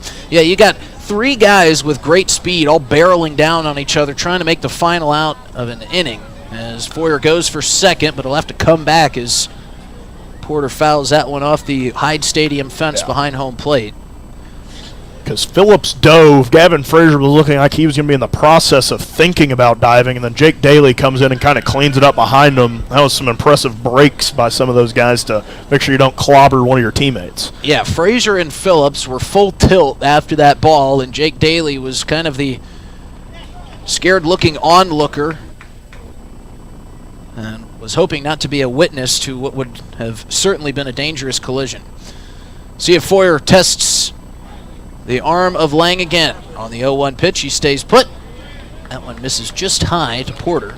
Evens the count at 1 apiece. And it was a smart play by Jake Daly. You have 2 teammates already diving at it. Just stay back, back it up, make sure that doesn't become a double or a triple. 1-1 is drilled out to right. Daly on his horse again, looking up, sticks the glove up in the air and picks it out. So Esteban Baca settles back into form. He goes for a scoreless top of the 4th, and we head to the bottom half. Zap still in front, 6-3, trying to pad the lead here at Hyde Stadium. Looking for happenings in Central South Dakota? The Pierre Area Chamber of Commerce Community Calendar is your go-to for all the latest events. From entertainment to local benefits, community activities, and more, there's something for everyone. Email your event to contactchamber@pierre.org and it will be listed on the weekly calendar. To view the calendar, go to www.pierre.org. Let's celebrate together in the heart of South Dakota. The Pierre Area Chamber of Commerce, connecting our community one event at a time. Doing a little spring cleaning at your house? I'm Val Keller, City of Pierre Solid Waste Manager, letting you know the City Supply Swap program can help. We'll recycle cleaning supplies, paint, and other household chemicals you don't want anymore. Plus, you're free to take any products other people dropped off for recycling. The swap program helps our customers and keeps things out of our landfill. Supplies we accept include stains and sealers, pesticides, pool chemicals, typical cleaning agents, as well as oil-based paint, latex paint, and spray paint. For additional information, call 605-773-7434. Again, that's 773-7434 for more information about recycling your household supplies and paint. Let the City of Pierre help you get your home and garage cleared out and cleaned up for the summer months. This public service message is brought to you by the radio stations of the DRG Media Group in Pierre. First pitch of the top of the 4th is skied down the right field line by Gavin Frazier. Kyle Finn giving chase. That one will exit the ballpark. And we'll start an 0-1 count for Frazier. New pitcher on the mound for the Spearfish Sasquatch. It's Rin Chambers. 6'1", 195 pounds out of San Clemente, California. As this one is ripped into right field, but playing it perfectly was Sam Kwapnoski. He was playing Gavin Frazier somewhat shallow out there in right field, and wisely so, as he was able to take a couple steps and come in onto that hard hit ball to score the first out of the inning. That'll bring up Jared Pugrad. Scoreless first inning for both clubs. The Zap took an early lead in the second, scoring 2 on an Andrew Phillips 2-out RBI single into left field. As Pugrad wears his second pitch of the ball game. Back to back, man. Well, that's what started the rally in the third when the Zap scored 4 after answering 3 runs off of 2 home runs by the Sasquatch. Zap still in front 6-3, looking to add on to that here in the bottom of the 4th inning, and they get a 1-out hit by pitch. That'll bring up Ty Farwell. And Pugrad, not meaning to cut you off there, he's only been here for the second half. That's already the 12th time he's been hit this year, Justin. Just feel for Pugrad. He's been hit a lot, and he's also been robbed a lot. Hit a couple hard hit balls that have just been stolen away by some web gem type plays from multiple different opponents. As Farwell takes a high strike call to start off his at bat, turning and asking Jason Seitz to that one catch the upper half of the zone or the outer half of the zone. Chambers peeking over at Pugrad at first, now delivers to Farwell. He fouls that one off and is quickly behind 0-2. And you got the heart of your lineup coming up with 1 away and a quick runner on. You would love to add 1 here if you're the Zap. 3 runs typically feels all right and safe, but you're playing one of the best offenses this league has seen in a very long time. Yeah, 4 feels a lot better. Yeah. Their partner. 0-2 count to Farwell. Got to protect here. And that one low. And another good play by Carson Rather. Sliding to his left, sticking the glove down in the 5-hole and making the stop. He has been outstanding in this one, making some plays that won't be recorded in the stat sheet, but man, he has been keeping some runners put. I know he's on the Sasquatch, but does he get some honorary awards from Dillon Beach? We'll have to wait to find out. Here's the 1-2 to Farwell. This one chopped towards the pitcher's mound. Chambers couldn't find it. Foyer comes on in gloves and fires to first in time. Ren Chambers was put in a spin cycle trying to find that bouncing ball, but Ben Foyer said, "Don't worry, partner, I got you." He comes on, makes the play. Jared Pugrad does advance to second base, so he will be in scoring position for Vince Palizzi. And Palizzi's already had himself a good day. He's got a single and a double. His double scored a couple runs for the Zap. And we'll see if he can plate another one here with 2 outs, and Pugrad on second. First pitch will catch the outside corner for strike 1.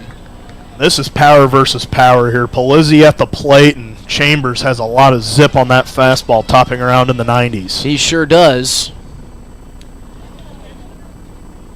As the 0-1 outside, Palizzi held up his swing. They check with Gilmore. He agrees, and it'll work the count 1-1.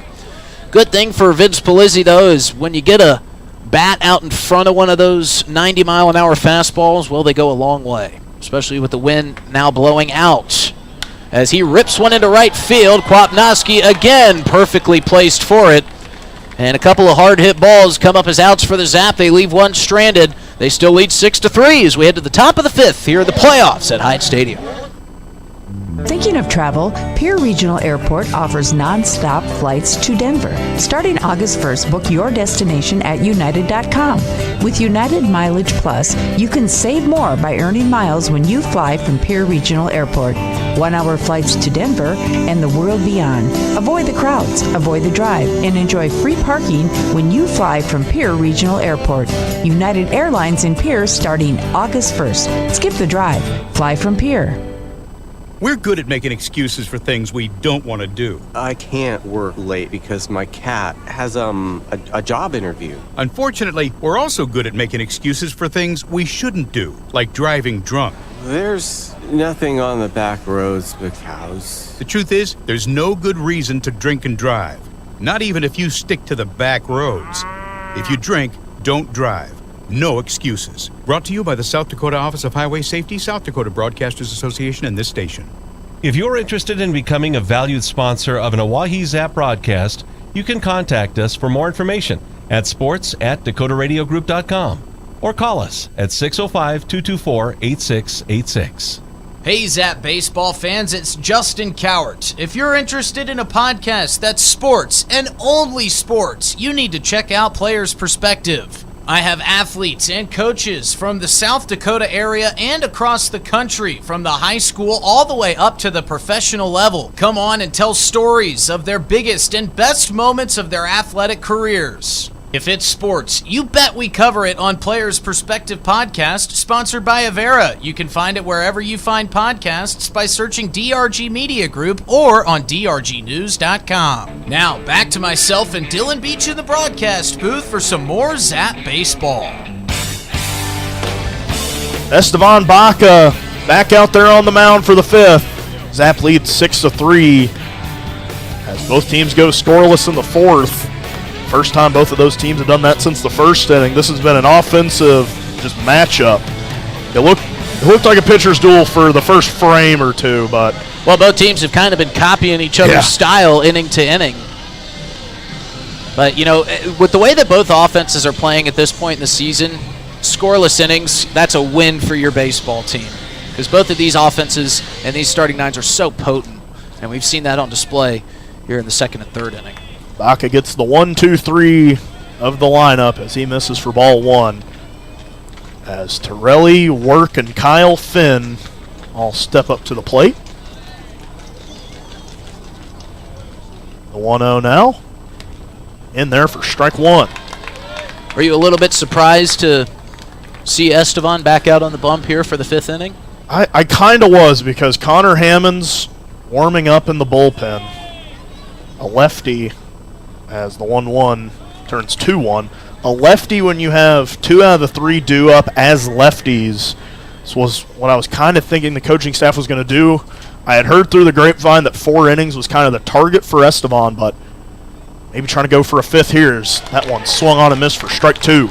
Well, there's a lot of factors that play into that belief of, you know, starting pitchers in the postseason don't go as long as they normally do unless the guy's just absolutely shoving. And I think a big part of that is you don't want this lineup to see a guy and get too familiar with him. 2-2 fouled off into the netting. When you have an offense that can hit as well as the Zap and, you know, see the ball as well, or excuse me, well as both offenses do, but for the Sasquatch, when you've got a lineup that hits as well as they do, you don't want to let them see a guy's pitches too many times around. This series is going to be one in the bullpen. 2-2 redo from Estevan Baca. Same result, fouled off, this time towards Capitol Ave. And I think if you're Baca here, you don't worry about pitch count. You don't worry about gas in the tank. You kind of have an idea that this is probably your last inning. Let it all out there. Don't worry about long at-bats. If a guy keeps fouling it off, keep throwing him good pitches. It's his last start in a Zap uniform for this season. 2 balls and 2 strikes. That off-speed turns sour, misses for ball 3.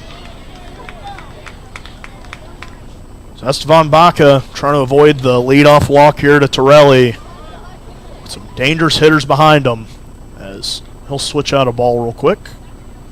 Didn't like that brand new one. Yeah, and again for Baca, it's a 3-2 count. You really would love to get an out here, not to put the leadoff hitter on with those guys like Rather and Finn lurking in the hole and behind. Payoff pitch now from Baca. Lines and fires, and that one skips in front of the plate for ball 4 as Mason Lang tries to chase that one down and keep it just a walk.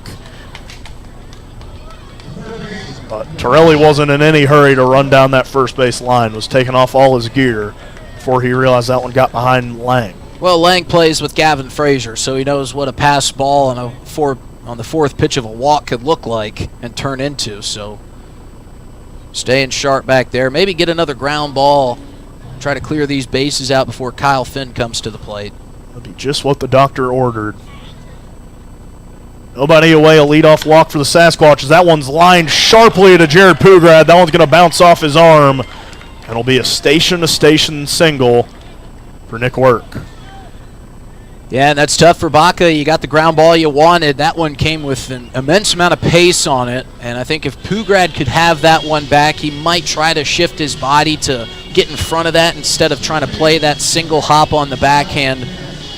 Takes it up a couple notches in terms of difficulty when you try to pick a ball off the backhand coming at you that quick. But really didn't have much of a time to make a decision. That one was hit so hard by Nick Work, and now it's time for Esteban Baca to get to work with Kyle Finn at the plate.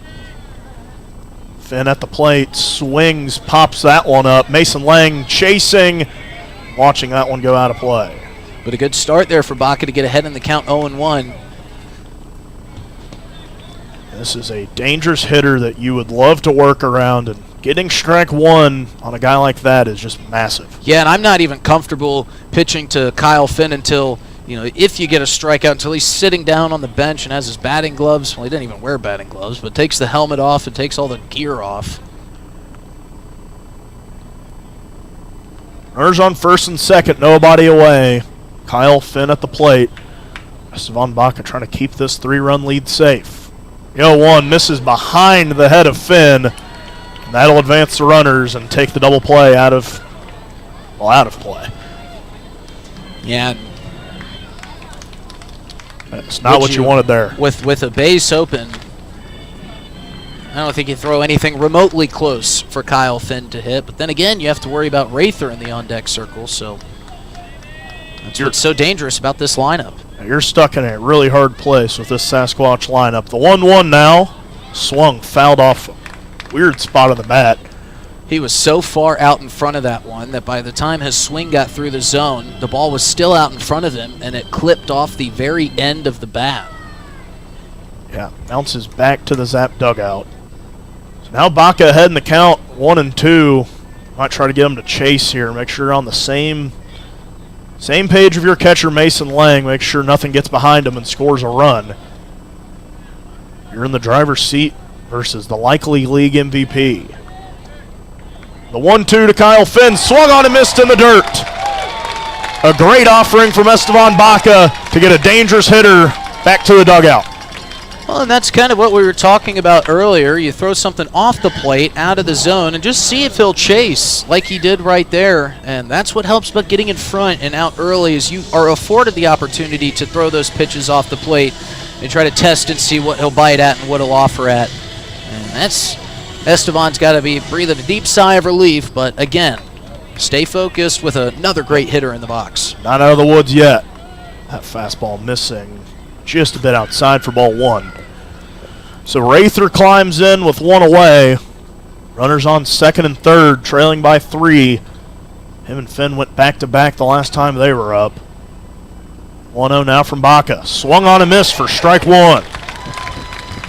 Baca getting some nice swing and miss pitches here as Wapnoski stands in the on-deck circle. 1 ball and 1 strike to Rather.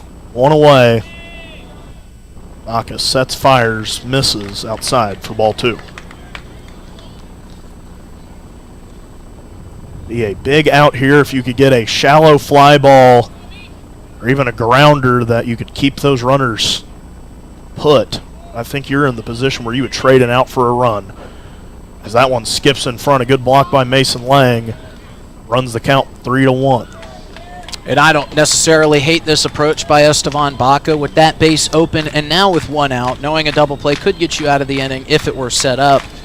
Staying away from that sweet spot for Carson Rather. See if he will chase here, and if he doesn't, got a double play set back up. 3-1 now from Esteban Baca. Check swing. He didn't go, but it didn't matter. That one down the middle for strike 2. Setting up a massive payoff pitch here. 1 away, runners on second and third. Carson Rather versus Esteban Baca. Baca agrees on the sign, readies and fires the 3-2. That one chopped foul back towards the Zap dugout. Good offering there. Yeah, another good pitch by Esteban to get a swing up in the zone, a place where not many hitters can do much with it. See a redo of that payoff pitch. Runners on second and third. The 3-2 lined sharply out towards right. Jake Daly climbing in and making the grab. He fires back in, but the runner will score, but a huge second out for Esteban Baca. 6-4 ball game, now a runner on third with 2 away. And I think that's one of those truce white flag things where you see the North and the South come out and shake hands. You say, you know what, we'll allow you to get the sacrifice fly if we can just steal the out here. You take the run, we'll take the out, and we'll just keep on playing. Now for Estevan, you still have the runner on third, but you have 2 outs. This, I think, would be considered a successful inning with the jam that you got yourself into to just get out of it with the 1 run scored and take a 2-run lead into the bottom half of the 5th. And with how your team has been responding to Sasquatch runs, you'd be feeling pretty good. That offering missing outside for ball 1. So now 2 away for Estevan Baca in the first playoff game in Zap history. They carved their way to the playoffs, winning the second half as that 1-0 pitch turns 2-0. They had a tough first half schedule, kind of just out from the start, and then just really fought from the beginning of that second half and have earned their spot. That one is grounded sharply to Gavin Frazier, drops to his knees, fields cleanly, fires over to Quinn Ludvigsen for the 3rd out of the inning. 1 run comes across for the Sasquatch, but Estevan Baca navigates a huge jam and keeps the Zap lead at 6-4. We'll be right back here at Historic Heights Stadium for more playoff baseball. The summer is here, and you know what that means. The Oahe Zap are back, and we at DRG Media Group are bringing you coverage of every Zap home game all summer long. You can hear all the home Zap games on River 92.7, or you can watch them live on drgnews.com at the River 92.7 station page. The Zap are offering you fans something new every single night, so get out to Hyde Stadium for some Zap baseball this summer. Purchase your tickets on oahezap.com or buy them at the box office. If you can't make it to the game, we've got you covered on River 92.7 Oahe Zap Baseball, brought to you by DRG Media Group.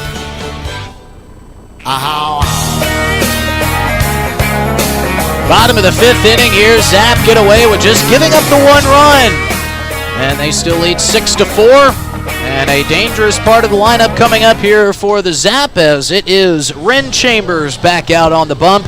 I think all things considered there, Dylan, just getting out of that 5th inning when you had the setup that Estevan Baca did there to just give up the 1 and to keep the lead, a 2-run lead for your team going in. Yep. And like you said, with the way that the Zap have been able to respond, pretty good scenario, I'd say. Yeah, and the Zap saw Ren Chambers pretty well the last time he was up. A lot of hard-hit balls just not finding any sort of real estate.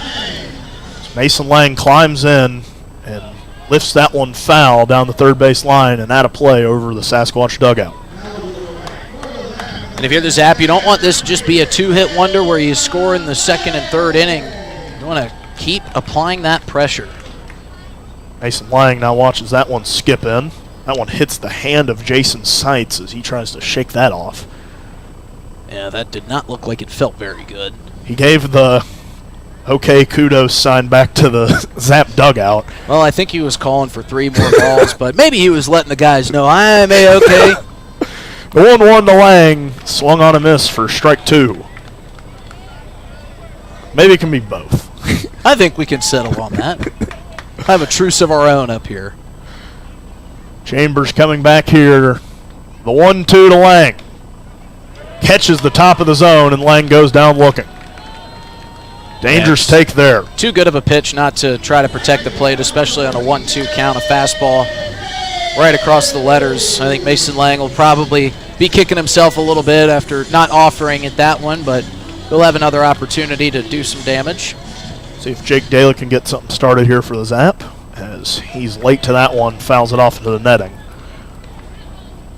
Jake Daly, it's been a nice piece for this Oahe Zap team out of St. Peter's. A young guy, but has really grown a lot this season. That one misses low for ball 1. And has really been a guy who has kind of stepped up as they have needed him in this playoff push. Has played some good defense out in right field as of late. The 1-1 now to Daly. Lined sharply to right field. Kwapnoski giving chase, and he won't be able to reach that one. Jake Daly chugging for second. We'll see if they send him to third, as he'll come in standing at second base. Jake Daly, what a swing. Unbelievable opposite field power from Jake Daly. That nothing against him. I didn't know he possessed that kind of power opposite field. Sam Kwapnoski, an outstanding right fielder, get to just about anything that we've seen here in this ball game. did not have an easy time trying to track that one down. Great swing from Daly, only one out, runner in scoring position, and that could be a hit to kind of keep the wheels moving along the track. He wasn't nicknamed Rake Daly for nothing. Led the team in extra base hits for a very long time at the start of the season. As Quinn Ludvigsen climbs in, watches that one outside for ball one. Jake Daly stands at second, one away for the Zap, leading by 2 here at home in Game 1 of the ILB Championship Series. South Dakota Showdown. 1-0 now to Quinn Ludvigsen, turns 2-0. And again, this is really nice to see some patient at-bats from the Zap. Kind of a far cry from what we saw in the first inning, where Jordan Bowman worked so quickly.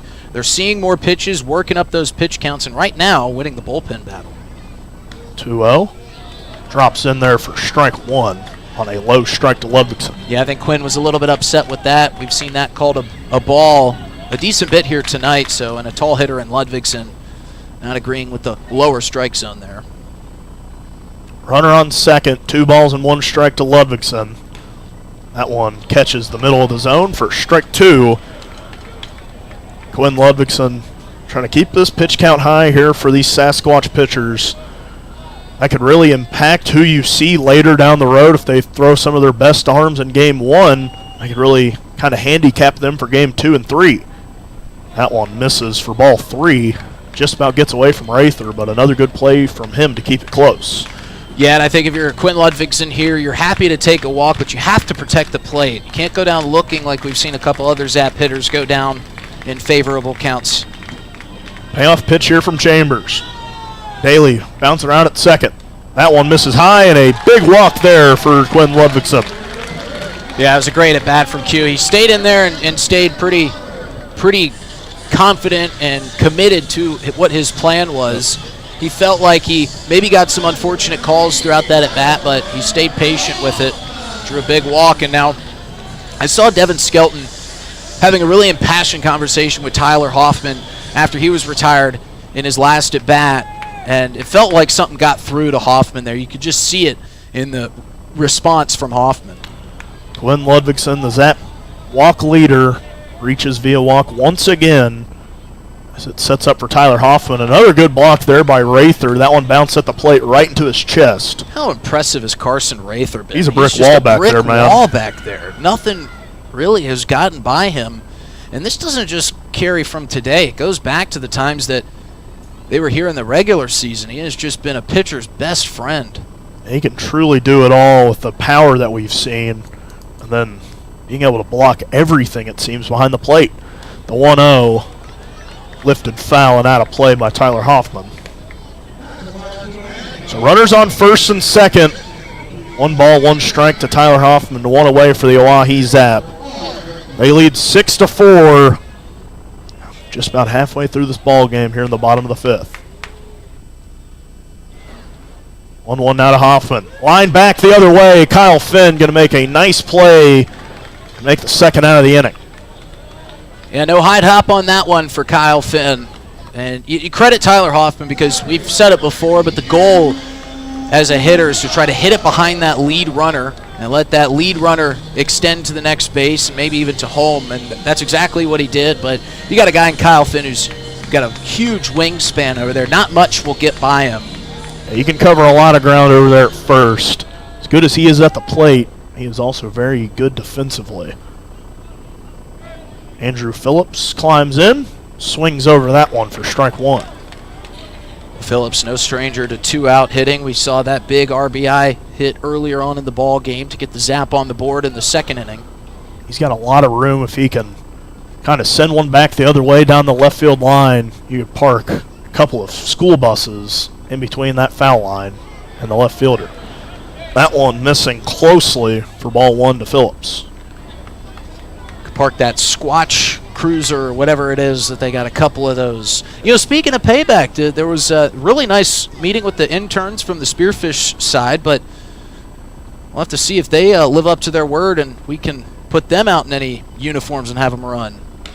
1-1 turns 1-2, swing and a miss from Phillips, and they were going to have one of them race the bolt, and last second they backed out. Oh, man. Got that from For those that don't know, you guys got to throw on the Sasquatch gear and compete in a very hot race. And at least we didn't throw them in like a stinky mascot costume. You just get to run. Jack the Bolt will be in the morph suit. You don't have to be in the morph suit. The 1-2 line back the other way. Is that one going to stay fair? And that one just drifting at the last possible moment for Andrew Phillips.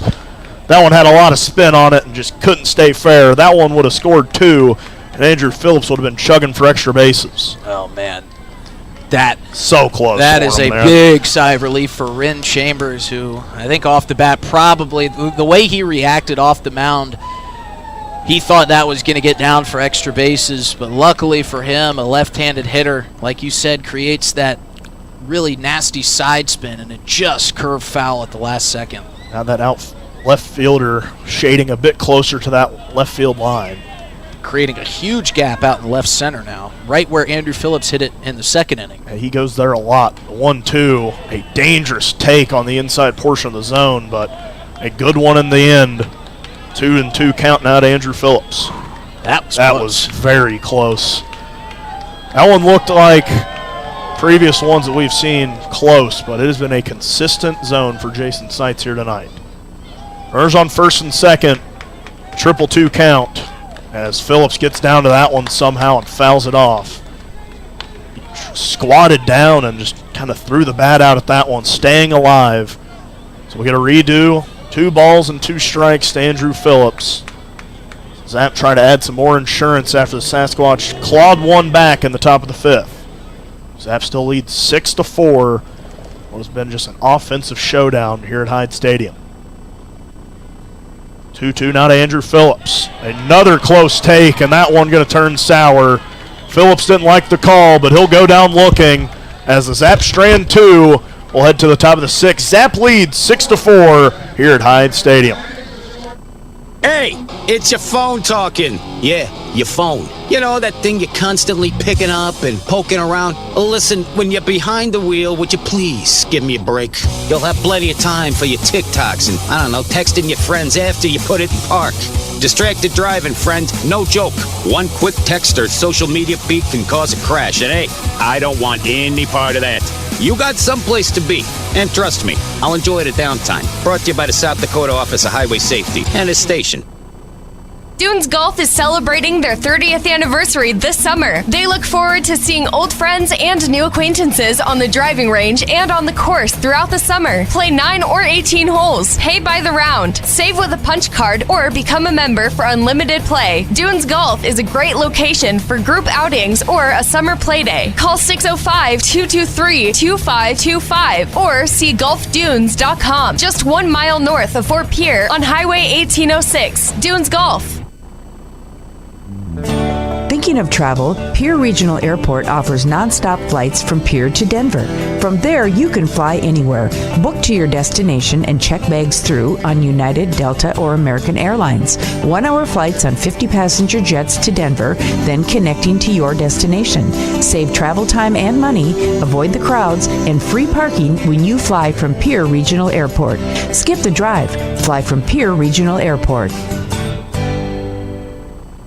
Looking for happenings in Central South Dakota? The Pierre Area Chamber of Commerce Community Calendar is your go-to for all the latest events. From entertainment to local benefits, community activities, and more, there's something for everyone. Email your event to contactchamber@pierre.org and it will be listed on the weekly calendar. To view the calendar, go to www.pierre.org. Let's celebrate together in the heart of South Dakota. The Pierre Area Chamber of Commerce, connecting our community one event at a time. Esteban Baca's day is done. It was a pretty good outing for him. He gives up 4 runs on 3 hits. 3 of those runs coming via the long ball. It's up to Connor Hammonds now, who takes the baton from Baca, and he will start this 6th inning ahead 6-4, and his first pitch is in there for strike 1 as Owen Michelson takes a look back at Jason Seitz and just had a quick question for where that one crossed the plate. That's the only change out on the defensive side for the Zap as Hammonds misses low for ball 1 in the dirt. Good stop there by Mason Lang. 6 runs on 6 hits for the Oahe Zap. 4 runs on 3 hits for the Spearfish Sasquatch. I'd say all things considered, as the 1-1 is lifted down the right field line, turns foul. All things considered, Dylan, I would say that I think the Zap are winning the offensive battle here today in terms of efficiency. Well, maybe not efficiency. I think the Sasquatch have them in that department. As the 1-2 will bounce off the left arm of Mason Lang. That one stung. But the Zap have been doing it with base hits, small ball. The Sasquatch obviously getting those 2 big home runs from Carson Rather and Kyle Phim. But other than that, it's been a pretty quiet day off the bats for the Sasquatch in terms of the small ball aspect. 2-2 pitch, misses down and away for ball 3, and the count runs full. And you just don't want to lose this first batter after you're ahead in the count 1-2. Gotta have a competitive pitch back here for Hammonds. So Hammonds delivers the payoff pitch, and it's ripped down the third base line, and that's going to squeak past Farwell and stay fair. Giving chase is Tyler Hoffman, but Michelson will make his way to second. Now he's chugging for third. Here comes the throw. It gets through to Farwell, and he's out by a mile. Oh, and Michelson slams some dirt down, understandably mad. Tyler Hoffman with an unbelievable relay from the left field corner, guns down Michelson. And he gets caught with a little bit too much hand in that cookie jar. And it's the first out of the inning and a loud out to start off the top of the 6th. Just as I was about to say, man, you might have wanted to take the walk there, but you get a very weird out, but that is a big one for Hammonds. A huge one for Connor Hammonds, who thought he might have given up a leadoff double. And now he comes to Phoenix Brandt with a first pitch fastball in for strike 1. Quickly ahead 0-2 as this one is fouled towards the left side. Farwell giving chase, but running out of room as he comes up quickly on that wooden fence. You know, I was watching Michelson as he was heading for second base, and he stutter-stepped just a little bit. And then he decided to try to take third. And you got to credit Gavin Frazier. I'll explain why after this 0-2 pitch, just barely missing outside. Gavin Frazier set up as the cutoff man. Jared Pugrad set up as the backup. And Frazier, for a moment, almost cut that throw off as this one's fouled down the left field line. Frazier, for a moment, almost stopped that throw coming through. Ty Farwell or Jared Pugrad must have said something. Yep. Because he let it pass by right to Farwell as the 1-2 pitch, just misses outside for ball 2. And Jason Seitz hears it from the home crowd. The crowd really wanted that one, and credit to Farwell and Frazier. A lot of chemistry between those guys. As this one's grounded to Frazier. What a bounce on a weird hop off the skirt of the infield, but Frazier fields it like a Sunday hop. He had to hit the brakes.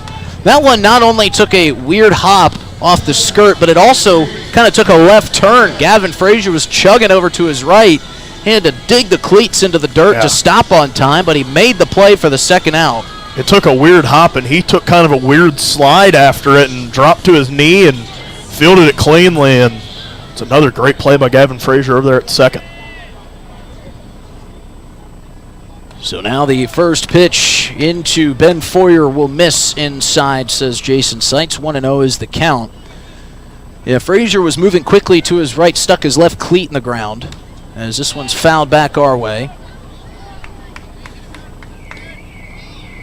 That ball was relatively hard hit, but once it hit that skirt, it took a lot of that steam off, although it did change trajectory and kick back towards the middle of the infield. 1-1 count here to Foyer as this one's lined into right field, right to a waiting Jake Daly, who is playing Foyer shallow. He's got the third out. Connor Hammonds goes 1-2-3, but he gets a lot of help from his defense. We head to the bottom of the 6th inning. Zap trying to pad the lead. They are in front 6-4 here at Hyde Stadium. Hey, it's your phone talking. Yeah, your phone. You know, that thing you're constantly picking up and poking around. Listen, when you're behind the wheel, would you please give me a break? You'll have plenty of time for your TikToks and, I don't know, texting your friends after you put it in park. Distracted driving, friend, no joke. One quick text or social media feed can cause a crash, and hey, I don't want any part of that. You got someplace to be, and trust me, I'll enjoy the downtime. Brought to you by the South Dakota Office of Highway Safety and this station. Dunes Golf is celebrating their 30th anniversary this summer. They look forward to seeing old friends and new acquaintances on the driving range and on the course throughout the summer. Play 9 or 18 holes, pay by the round, save with a punch card, or become a member for unlimited play. Dunes Golf is a great location for group outings or a summer play day. Call 605-223-2525 or see golfdunes.com. Just 1 mile north of Fort Pierre on Highway 1806. Dunes Golf. Thinking of travel? Pierre Regional Airport offers nonstop flights from Pierre to Denver. From there, you can fly anywhere. Book to your destination and check bags through on United, Delta, or American Airlines. 1-hour flights on 50-passenger jets to Denver, then connecting to your destination. Save travel time and money. Back here in the bottom of the 6th is Gavin Frazier, who was the man for the Zap there in the top half of the inning. Fouls off his first pitch scene. Pierre Regional Airport. Skip the drive. That's what you missed on that ad there. Quick break in between half innings there for these two teams. Frazier will take a ball on the outside corner as it's still Ren Chambers on the mound. That was about the most eventful 1-2-3 inning that I think Connor Hammonds has ever had as a relief pitcher. As the 1-1 to Frazier is lifted foul back towards the Zap dugout and out of play.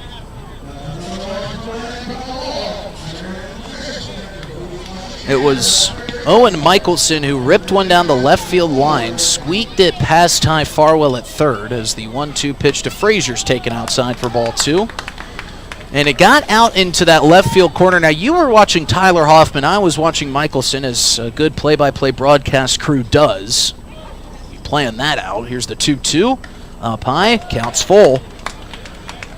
And Michelson, as I mentioned, he kind of hit the brakes as he was rounding second and then decided to put the foot back on the gas.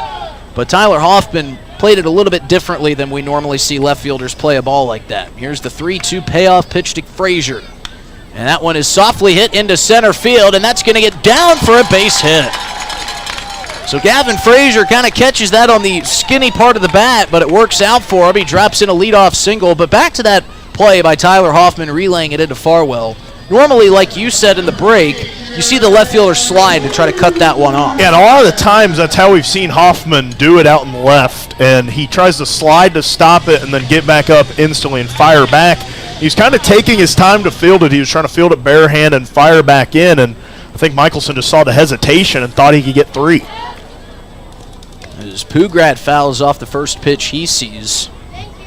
Michelson's a fast runner, but you really got to be booking it if you're going to try to get a triple on a base hit into the left field corner. Especially with as hard as Michelson hit that ball. 0-1 pitch is in there for strike 2. Good fastball there from Chambers. And it was a greedy move, and it was kind of the first real base running error we've seen out of both of these teams here today. It's one thing you don't see the Sasquatch do a lot of is make mental mistakes.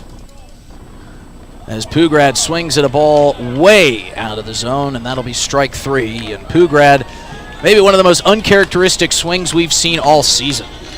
And Chambers, you talk about the velo a lot with him, but man, that was a wicked off-speed offering there, and really tricked Pugrad. Yeah, it's got to be a pretty devastating pitch to make Pugrad offer a swing like that. It bounced across the left-handed batter's box, and Pugrad's about one of the best contact hitters on the field here.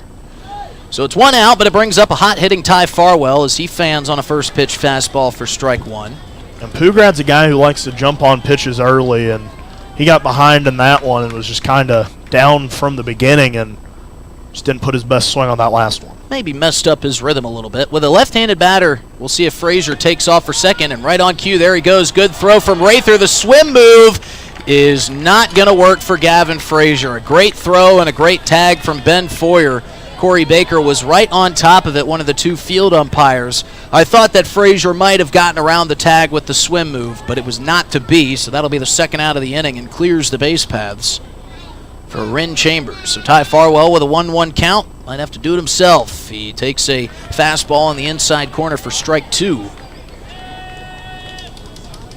Yeah, and Frazier and Pugrad, both of them just, I mean, there's been good signs out of them as a defensive duo. If feels like they're waiting for that big moment to happen. As this one softly hit off the end of the bat up the middle, Foyer with a nice glove play fires to first and retires Ty Farwell. So it's a 1-2-3 inning for Rin Chambers. Maybe not as cinematic as the one he saw before. We head to the top of the 7th inning. Zap still in front, 6-4.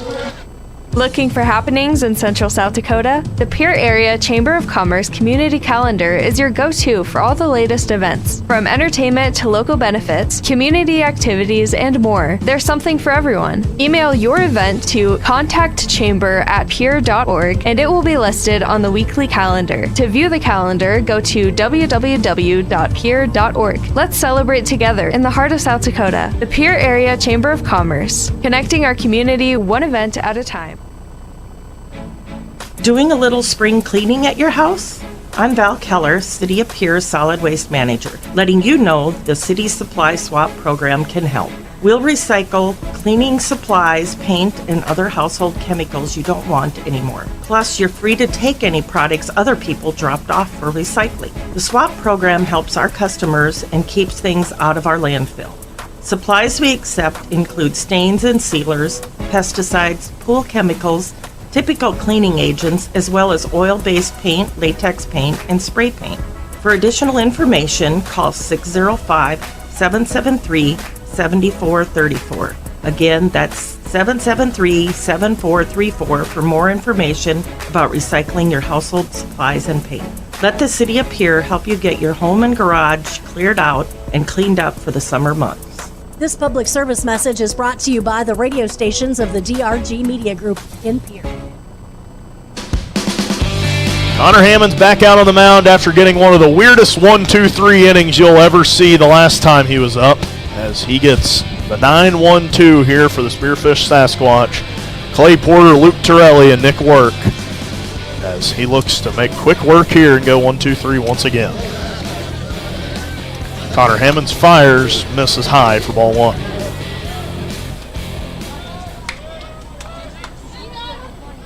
And we'll see if Hammonds can find the strike zone on this offering.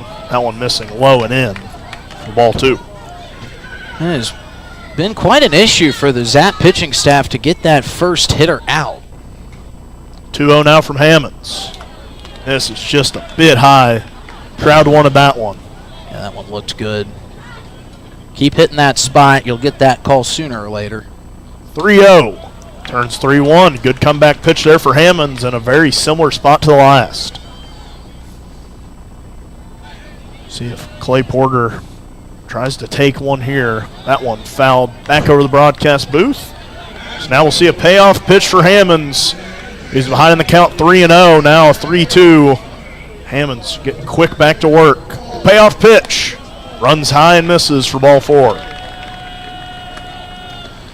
It's been a running theme, and it really hasn't bitten you as badly as it could have to walk these leadoff hitters, but that has just been a running theme today for the Zap. They have just not really been able to get that first out and put yourself at an advantage in these innings. Now the lineup turns over for the Sasquatch. Some dangerous hitters due up now. So they've got a quick runner on. Nobody away. Torelli shows bunt and pulls it back. Hammonds misses way high on that one. So his first base coach giving Clay Porter some advice over there at first. See if Connor Hammonds opts to pick off with a quick runner over there. That one fired back in for strike one. We saw a massive ground ball turn into two with the bases loaded for the Zap when Esteban Baca was on the mound.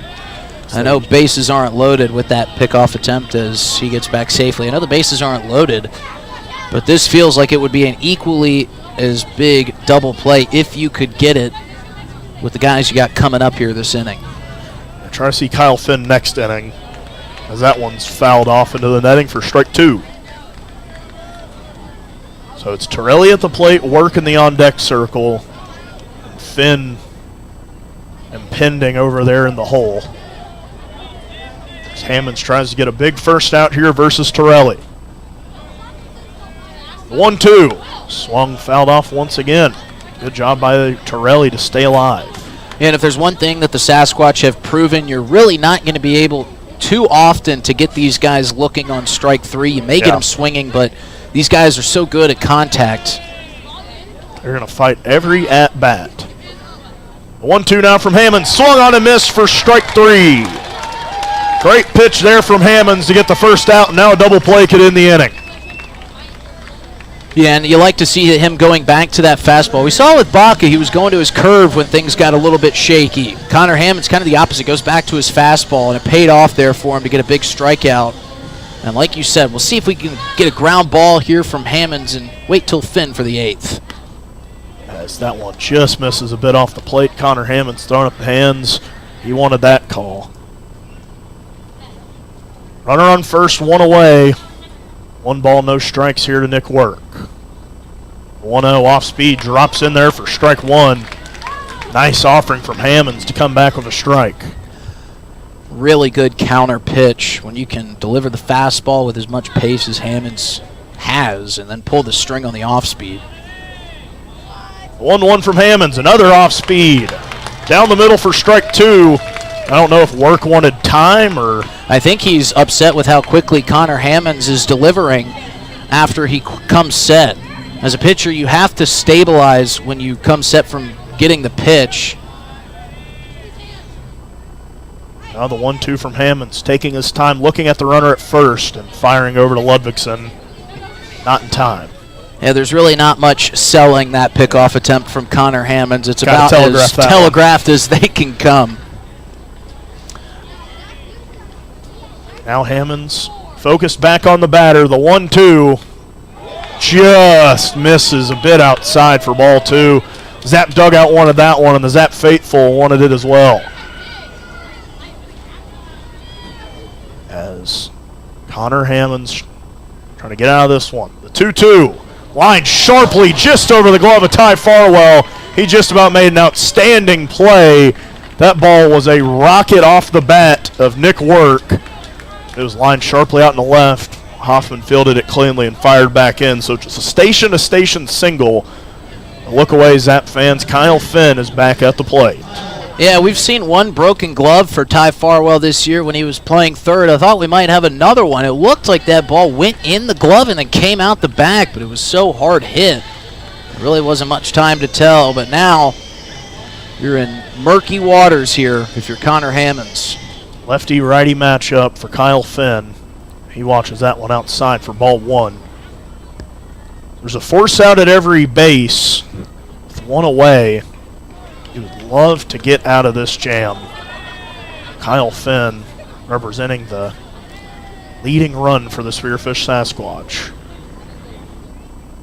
1-0 now. Skips in front. Lang, good effort there to block that one. Maybe smart here to pitch around Finn. You don't want to leave something over the plate. As some of the pace that Hammonds puts on that fastball, if he gets a hold of one, it can be rocketed back the other way, just like Nick Work just did a moment ago. Well, he's got a same count he had on the 2-run homer. Yes, that one misses in on the shoelaces for ball three. See if Work gets the green light. He certainly feels like a candidate to get one. A likely candidate for the ILB MVP. One away. The 3-0 pitch from Hammonds. He'll watch that one in for ball four. So the Zap choosing to pitch around Kyle Finn, loads the bases with one away, and they would just kill for a ground ball here now, Justin. Yeah, I think you'll take just about anything you can get out of Carson Rather that doesn't put runs on the board, whether that be a shallow pop out, maybe a strikeout, but yes, of course, the double play would be a golden gift. You are in front by 2 runs, but against this offense, that doesn't feel like 2 runs should. Lefty-lefty matchup now as Hammonds just misses the zone for ball one. Yeah, and Mason Lang turning, and he got rung up on that exact same pitch by Jason Seitz. 1-0 from Hammonds. No doubt about that one. Right down Main Street for strike one. Good comeback pitch. Count even at 1 apiece. One away. Zap leads 6-4. Bases loaded for the Sasquatch. That one misses off the plate and away for ball two.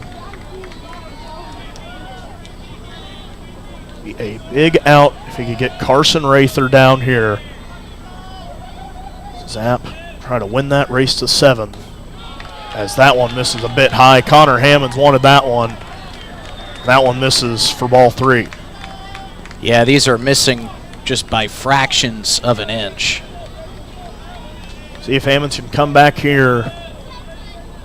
3-1 here to Rather. That one swung on a miss for strike 2. We'll have a payoff pitch in a huge spot late in this ball game. This might be the pitch of the game right here if you're Connor Hammonds. Got to get the out. 3-2 payoff. Swung on, belted into right field. That one's going to get to the gap, and that one might clear the bases. Jake Daly struggling to field it. Kyle Finn chugging around third.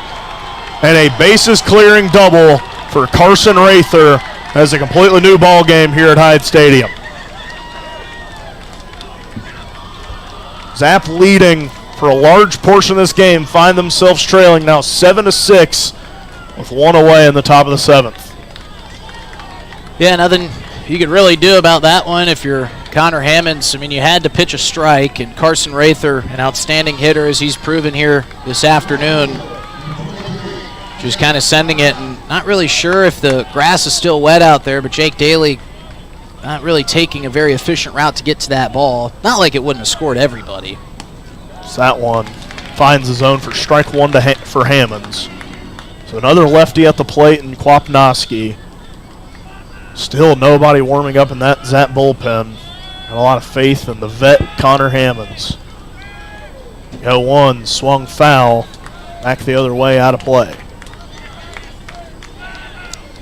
Yeah, no time to kick dirt and get upset. You've still got only one out with a runner on second. You got to keep this within striking distance. It's only a one-run ball game. Zap have shown they can respond. The 0-2 from Hammonds. Swung on, chopped foul. I don't know how Kwapnoski got down to that one. Good off-speed pitch, and Kwapnoski, and this whole Sasquatch lineup has done something that I think the Zap fans wish the Zap were doing. That's protecting the plate with 2 strikes. 0-2 to Kwapnoski. Skips in the dirt. Good block there by Lang. Keep that runner put at second. So it was a bases-clearing double for Carson Rather. Has been doing so much damage at the plate tonight for the Sasquatch, giving them a 1-run lead here late at Hyde Stadium. The 1-2 swung on a miss for strike 3. Good comeback pitch for Hammonds. Yeah, and a good spot, too, up in the zone. Hard to do much with that pitch. A high-velocity fastball up high. Not many guys are going to be able to catch up to that, so a good pitch there for Connor Hammonds to kind of come back, and we'll see if he can get himself out of here with Owen Michelson, who placed one over into the left field corner his last time up, but kind of ran into the out at third. Sun starting to set on this central South Dakota night. The 0-0 from Hammonds turns 0-1. Good start for Hammonds versus Michelson. Trying to get out of this jam with a manageable deficit. Just trailing by 1. You know your offense can strike at any moment. The 0-1 swung line towards center field. Andrew Phillips chasing, jumping, and making the snag for the 3rd out of the inning. That one saved a run for sure. Andrew Phillips looking like Jumpman out there, making the play and keeping this deficit at 1. Zap trails 7-6. We'll see if the Zap can strike back in the bottom of the 7th.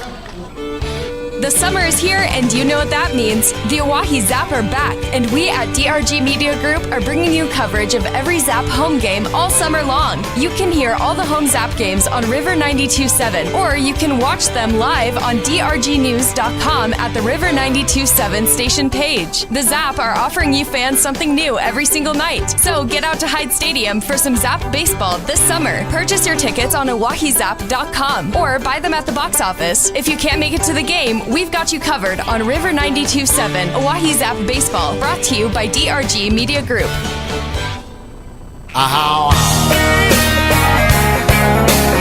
7th inning stretch here at Hyde Stadium, and the first ILB playoff game it's seen. It's still Ren Chambers on the mound for the Sasquatch. The 4, 5, 6 do it for the Oahe Zap. Vince Polizzi, Mason Lang, and Jake Daly. Vince Polizzi 2 for 3 in this ball game. Jake Daly 2 for 3 himself.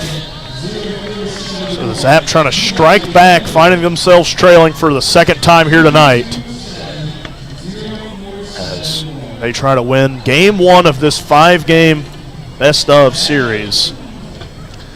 And earlier in the season, we have seen the Zap get handed a punch like this, not be able to come back, not be able to rally, just kind of roll over. But that was the team in June. Now in July, you start to see this team have answers, but it's getting late in the ball game. You only got 9 outs to work with left, but the heart of the order coming up for the Zap. Would love to see them at least tie this thing up here at the bottom of the 7th. This is the guy who can do it in one swing. Home run leader for the Zap. Lizzie watches that one inside for ball 1. And there's no need to get away from what's been working. You've been drawing walks, you've been getting guys on, and then getting timely base hits. 1-0 from Chambers. In there for strike 1. Good pitch from Chambers there, kind of down and in on the zone and in on the hands of Vince Polizzi where he couldn't really get to it. A lot of power in this matchup. 1-1 to Polizzi, grounded sharply to short. Foyer fielding cleanly, firing over to Finn. That one just about dragged him off the bag, but able to get a toe back in time. A couple of Zap fans wanted that one to be safe, but he's 6'7", and he's got a long frame to be able to get back on the bag. Yeah, there's you got to miss by quite a bit to get it past Kyle Finn, but that was a close one there. From our angle, his foot got off the bag, but the long leg of Finn was able to stick it back on. So 1 away, Mason Lang at the plate. He rifles that one foul. So the Zap find themselves trailing, and just a beautiful night. The rain really went away in a crucial spot. That one misses in on the leg of Lang for ball 1. Zap trying to take game 1. Games 1 and 2 of this ILB championship series here at Hyde Stadium, as Lang pops that one up in the infield. Finn calling them all off and making the play for the second out. And it's been tough for the Zap to get anything going against Ren Chambers. Last 3 innings have been scoreless for the Zap, and starting to show shades of the team of months past when you would deliver the first couple haymakers and then just kind of let the other team slowly work themselves back. So now 2 away, Jake Daly at the plate. That one runs inside on him for ball 1. But you can't go scoreless in the final 6 innings of a ball game and expect to win it. That one misses again for ball 2 to Daly. So Jake Daly trying to get a 2-out rally started for the Oahe Zap. They've done so much damage with 2 away this entire season. And they've really done a good job responding to adversity here as of late, as Daly swings through that one for strike 1. I don't even think Jake Daly wanted to swing at that one. He was more trying to get out of the way, and the bat just kind of followed through the zone. That shouted unsure as he swings through that one for strike 2. Ren Chambers working quickly here, trying to fight off that bullpen. Sasquatch trying to spoil home field advantage as Daly rockets that one back the other way foul. Sasquatch getting the final 3 games of this series, games 4 and 5 if they're necessary. The Zap, the second half champions, getting the first 2 here at home. They would love to take a couple here. 2-2 misses low. We'll have another payoff pitch here to Jake Daly. Zap winning 21 games at home this season. Really turned Hyde Stadium into a tough place to play. They can get a good crowd behind them. 3-2 payoff to Jake Daly. Swung on and missed low for strike 3. Chambers goes 1-2-3. Keeps the Sasquatch lead at 1. Zap find themselves trailing 7-6. We'll be right back here in the 8th on River 92.7. Hey, it's your phone talking. Yeah, your phone. You know, that thing you're constantly picking up and poking around. Listen, when you're behind the wheel, would you please give me a break? You'll have plenty of time for your TikToks and, I don't know, texting your friends after you put it in park. Distracted driving, friend. No joke. One quick text or social media feed can cause a crash. And hey, I don't want any part of that. You got someplace to be. And trust me, I'll enjoy the downtime. Brought to you by the South Dakota Office of Highway Safety and its station. Dunes Golf is celebrating their 30th anniversary this summer. They look forward to seeing old friends and new acquaintances on the driving range and on the course throughout the summer. Play 9 or 18 holes, pay by the round, save with a punch card, or become a member for unlimited play. Dunes Golf is a great location for group outings or a summer play day. Call 605-223-2525 or see golfdunes.com, just 1 mile north of Fort Pierre on Highway 1806. Dunes Golf. Thinking of travel, Pierre Regional Airport offers nonstop flights from Pierre to Denver. From there, you can fly anywhere. Book to your destination and check bags through on United, Delta, or American Airlines. 1-hour flights on 50-passenger jets to Denver, then connecting to your destination. Save travel time and money, avoid the crowds, and free parking when you fly from Pierre Regional Airport. Skip the drive. Fly from Pierre Regional Airport. Looking for happenings in Central South Dakota? The Pierre Area Chamber of Commerce Community Calendar is your go-to for all the latest events. From entertainment to local benefits, community activities, and more, there's something for everyone. Email your event to contactchamber@pierre.org and it will be listed on the weekly calendar. To view the calendar, go to www.pierre.org. Let's celebrate together in the heart of South Dakota. The Pierre Area Chamber of Commerce, connecting our community one event at a time. Connor Hammond's back out on the mound for the Oahe Zap here in the top of the 8th inning after a huge frame from the Sasquatch put them in front by 1 run at 7-6. And Hammond starts off with the first pitch ball and quickly 2-0 to Phoenix Brant. And that has been one thing that I think the Zap coaching staff is just wanting to bang their heads against the wall.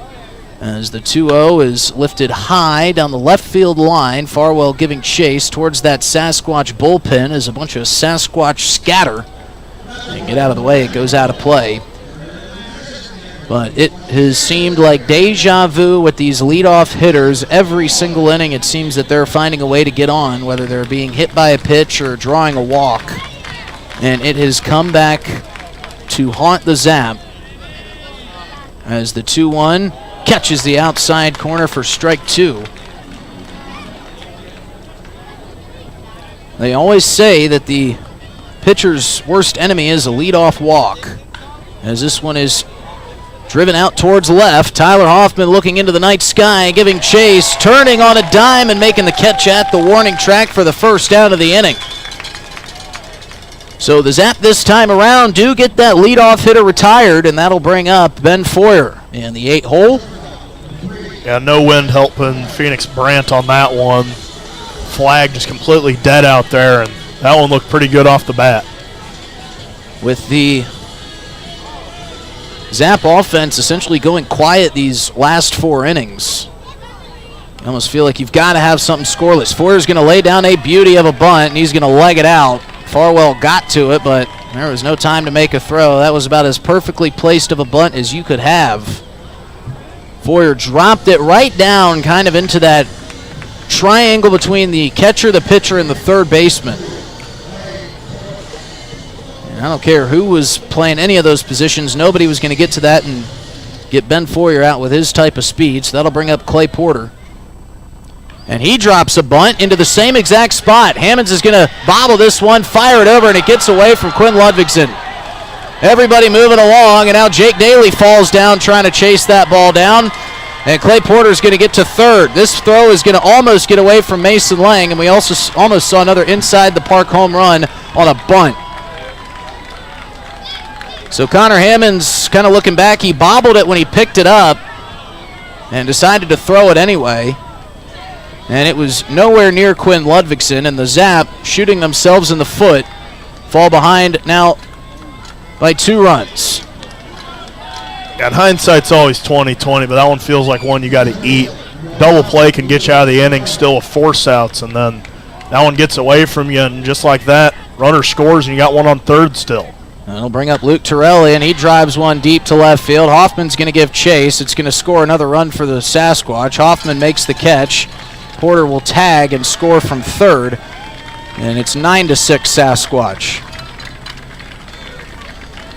So some good bunting and small ball by the Sasquatch put runners on, and, well, they were given a gift by the Zap defense, just kind of fumbling and bumbling all over themselves. So there's 2 outs. That'll bring up Nick Work, and now the Zap find themselves in a very deep hole, trailing 9-6 here in the top of the 8th inning. First pitch is in there with an off speed for strike 1.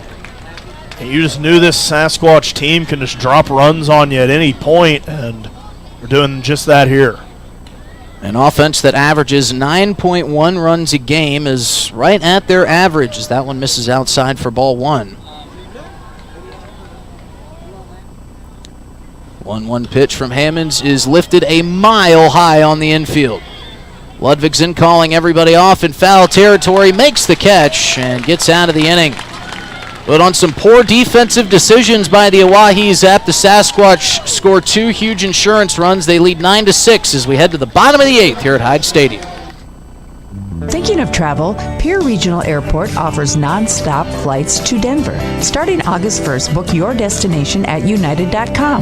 With United Mileage Plus, you can save more by earning miles when you fly from Pierre Regional Airport. 1-hour flights to Denver and the world beyond. Avoid the crowds, avoid the drive, and enjoy free parking when you fly from Pierre Regional Airport. United Airlines in Pierre starting August 1st. Skip the drive. Fly from Pierre.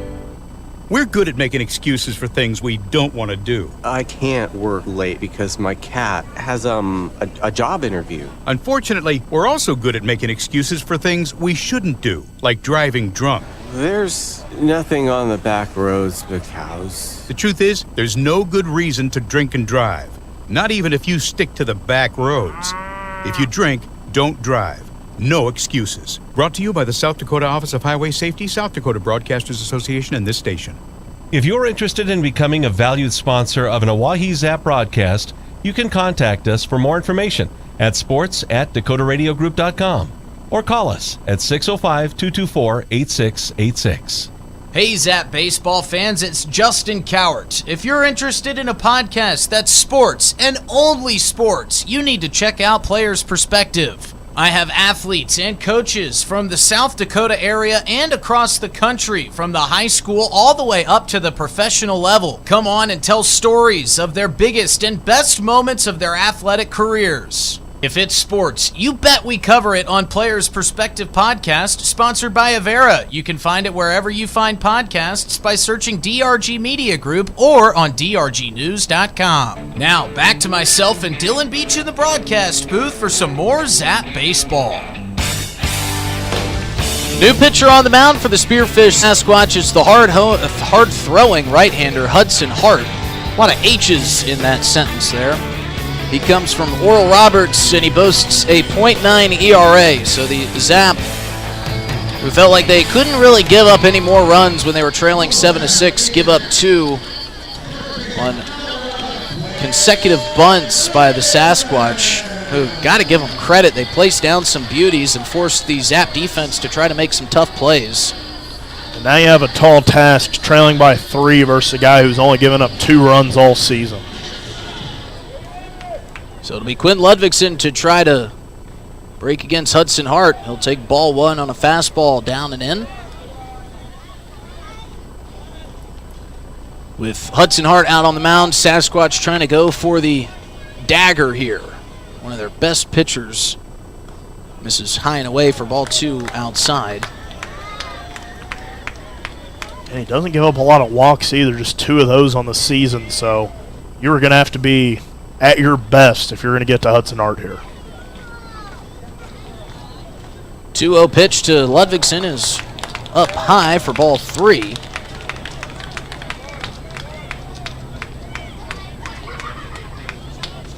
So we'll see if Ludvigsen can draw a much-needed leadoff walk. Hart set and delivers. That one misses inside for ball 4. He went with an off-speed pitch on the 3-0 count, maybe thinking that Ludvigsen might be swinging away. But Q draws the leadoff walk, and we got a new hitter Noah Cadena coming to the For plate. the Oahe Zap, Noah Cadena, who still owes his home team a home run. He went over and played for the travel team and sister club of the Oahe Zap, the Bison Baseball Club, and hit kind of an inexplicable home run. And he has promised the Zap he was going to get him a home run in a Zap uniform. Maybe now's the time. First pitch from Hart is in there for strike one. A high fastball draws the call from Jason Seitz. That's a tough task for Noah Cadena, coming off the bench cold, facing Hudson Hart, one of the best relief pitchers in the league. And he foul tips that pitch for strike two. Yeah, and that velocity is just absolutely wicked on that fastball. And that ball can likely be a little tough to pick up out of the pitcher's hand with the Boys and Girls Club of the Capital Area lights in the background.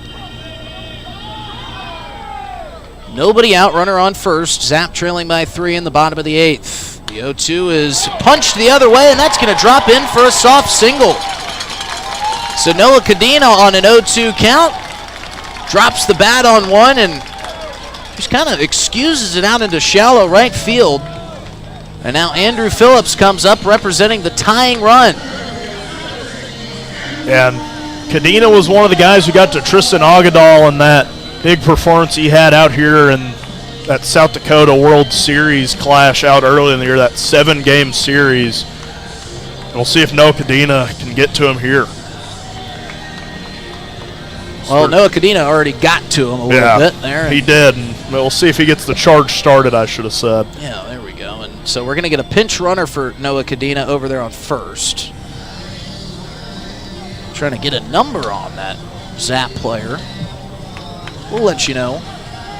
So it's Emiliano Curiel. So Curiel is checked in. It's hard to tell in these white-on-white jerseys. But Andrew Phillips will step in. Nobody out. Runners on first and second. Need a big hit here if you're the Zap. He's going to turn to bunt.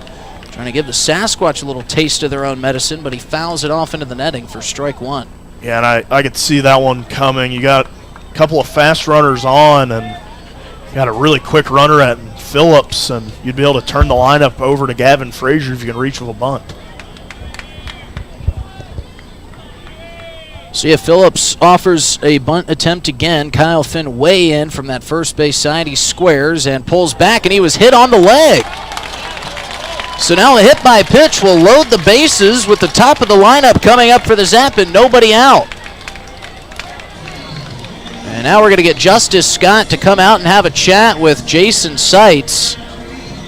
It's a tough little sequence there with a player turning to square and bunt. It's not as easy to define what is an offering versus what is pulling it back as it is a swing. Yeah.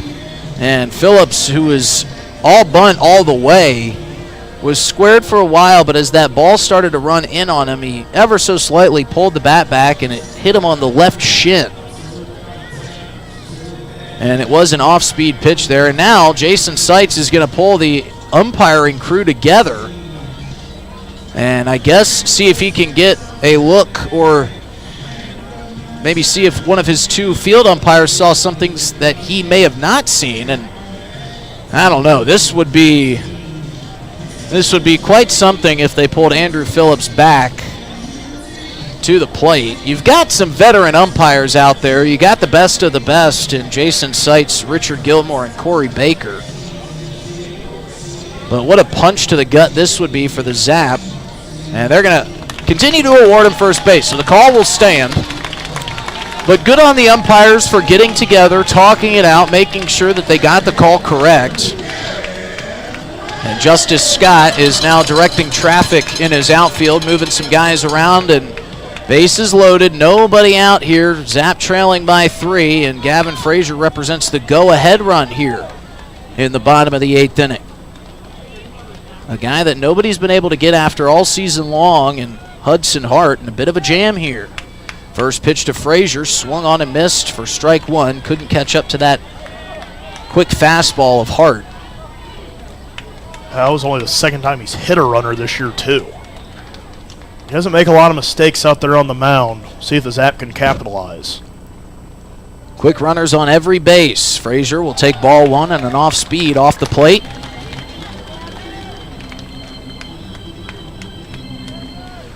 You certainly don't have to get all of them back here in the bottom of the 8th, but you definitely feel like you've got to get some. Hart comes set, the 1-1 to Frazier. High fastball, swung on and missed. And I don't care who you are, good luck catching up with a fastball up in the zone from Hudson Hart.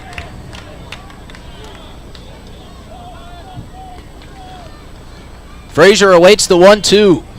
Hart delivers. That one's lifted high down the right field line. And that's going to curve and fall out of play. So Frazier stays alive. I think Seitz has run out of baseballs. But it's a good thing when you got Bryce Van de Wastein over there in that Zap dugout. He doesn't only deliver 3, he gave him 4 baseballs. Going above and beyond. His dad got to throw out the first pitch. Jamie Van de Wastein, and it was a... We see where Van de Wastein and Bryce gets his fastball from. Still a 1-2 count to Frazier, and he holds up his swing and takes ball 2 on the outside corner. That was like Tiger Woods stopping his drive mid-swing. That looked tough for Frazier, but he did a nice job holding up and works the count to 2-2. Hart comes set, and Frazier couldn't catch up to that one. It gets away from Carson Rather, and a run will come into scores. So Quinn Ludvigsen will slide in safely, maybe the first blemish we've seen from Carson Rather. And that will bring up Jared Pugrad with now runners on second and third and only 1 out. And it's 9-7, Sasquatch still out in front. And it takes away the double play, too. You can just poke one out here if you're Pugrad. You got a couple of fast runners. You'd be sitting at a tie ball game for the most runs that Hudson Hart's given up his entire season. And now another umpire meeting, this time only consisting of Corey Baker and Jason Seitz. So not sure what that meeting could have been about, but you've got Jared Pugrad, who has done a great job hitting the ball hard all season long. And you need one of those patented hard-hit balls by Pugrad right here. Could tie up the game. First pitch to Pugrad, off the plate, ball 1. And now Hudson Hart kind of runs into one of those same issues that the Zap pitching staff has run into tonight. You got a base open, but you've got another great hitter in Ty Farwell lurking. So while you may not want to deal with Pugrad, you also don't want to deal with Farwell, excuse me. That one swung on and missed for strike 1. Tell you, when Hudson Hart has been putting that fastball up in the zone, Zap hitters have had a tough time catching up with it. Runners on second and third, 1 out here in a 7-9 ball game. Zap trailing. Bottom of the 8th inning. Pugrad takes a ball off the plate for ball 2. That is great plate discipline by Pugrad. That one dropped just a ton. Yeah, as good as Hudson Hart's fastball is, his off-speed stuff is equally as potent. 2-1 here to Pugrad. He rips that one towards second, and it's caught on the fly. They might have him doubled up at second. Just back in time is the runner, Andrew Phillips. But it will be the second out, and Pugrad again putting the ball in play, but right to a Sasquatch defender. No, he sure can't. And the final out of the inning will come, and maybe the final hope of the inning will come in Ty Farwell for the Zap. You don't want to look back on this inning and think what the Zap could have done. Farwell represents the go-ahead run, and he takes a first pitch strike on the bottom half of the zone. And this is another power versus power matchup. A lot of velocity from Hart. And Farwell, if he can make contact, he can put one of these out, take the lead. Farwell awaits. The 0-1 pitch is rifled into center field, but right to Luke Torelli. Ho-hum catch for Torelli. Zap leave 2 stranded on second and third, but they pick one up. They still trail 9-7 as we head to the top of the 9th. Got to keep it right there if you're the Oahe Zap. Looking for happenings in Central South Dakota? The Pierre Area Chamber of Commerce Community Calendar is your go-to for all the latest events. From entertainment to local benefits, community activities, and more, there's something for everyone. Email your event to contactchamber@pierre.org and it will be listed on the weekly calendar. To view the calendar, go to www.pierre.org. Let's celebrate together in the heart of South Dakota. The Pierre Area Chamber of Commerce, connecting our community one event at a time. Doing a little spring cleaning at your house? I'm Val Keller, City of Pierre Solid Waste Manager, letting you know the City Supply Swap program can help. We'll recycle cleaning supplies, paint, and other household chemicals you don't want anymore. Plus, you're free to take any products other people dropped off for recycling. The swap program helps our customers and keeps things out of our landfill. Supplies we accept include stains and sealers, pesticides, pool chemicals, typical cleaning agents, as well as oil-based paint, latex paint, and spray paint. For additional information, call 605-773-7434. Again, that's 773-7434 for more information about recycling your household supplies and paint. Let the City of Pierre help you get your home and garage cleared out and cleaned up for the summer months. This public service message is brought to you by the radio stations of the DRG Media Group in Pierre. Connor Hammond's back out on the mound, trying to keep this deficit at 2. Zap pull one back. If they don't come back in the ninth, that feels like one you're going to look back on and wish you could add more. Zap leaving some runners on here today, and compared to the Sasquatch, they went to their bullpen first, but Hudson Hart has been stellar, and Ren Chambers was pretty good himself. Yeah, and you're not going to really get an opportunity against Hudson Hart like that again, where you've got runners on second and third. Hammonds fires in strike one against the most dangerous hitter, Kyle Finn. Yeah, and you won't get Hudson Hart in that situation a lot, so to not take advantage of it does hurt. Yeah, 1 drops a bit too much for ball 1. But it does make it a more attainable comeback with just the 2-run deficit, but you have to keep it right here if you're Hammonds. 1-1 skips in front of the plate for ball 2. And it's easier said than done with Kyle Finn, Carson Rather, and Sam Kwapnoski. The 1-2-3 here in this inning. 2-1 now from Connor Hammonds. Swung on a miss for strike 2. Big comeback pitch there from Hammonds. As the Zap find themselves trailing by 2 late in this one. They scrapped and clawed their way to the ILB Championship Series, trying to prove that they belong. That one runs in on the body of Finn for ball 3. Well, they certainly prove they belong. Can they prove that they can beat some of the best? That's the question here in this best of 5. Payoff pitch here for Connor Hammonds. This is just a bit low for ball 4 to Kyle Finn. And it's another leadoff walk, which you know, that one is a bit more understandable with Kyle Finn. You don't want to float him anything. You saw what he did earlier in the ball game. But that is the cardinal sin, is to walk the leadoff hitter. It will come back to bite you, hopefully not here in the top of the 9th for the Zap. But you haven't made it easy on yourself. Now Rather at the plate has 5 RBIs in this contest. He watches that off speed in for strike 1. Carson Rather and Kyle Finn have been the 1-2 punch doing most of the damage here today. They've got 7 of the 9 runs scored or batted in for the Sasquatch. I believe those other 2 came on the error or the errant bunt. At least one of them. Count even at 1 apiece to Carson Rather. Connor Hammonds checking on Finn and fires to the plate, and that one is belted towards center field. Andrew Phillips sizing it up but cannot bring it in. That one bounces over his head. It's a double for Carson Rather. Finn gets the stop sign at third. This one spells trouble for the Oahe Zap.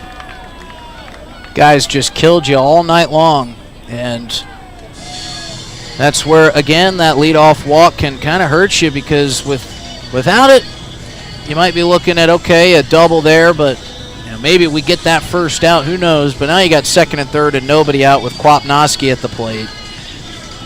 And this would be quite the out if they could figure, but it doesn't look like Connor Hammonds is going to go for too much longer. Jamie Habiger telling his bullpen to speed up the work a little bit. It was looking like a mound visit for a minute. Quinn Ludvigson wanted to talk. Jamie Habiger calling them all off. As that one is roped down the third baseline. That's going to clear the bases. Kwapnoski, a nice piece of hitting. It'll be a nobody away single. That brings 2 across for the Sasquatch.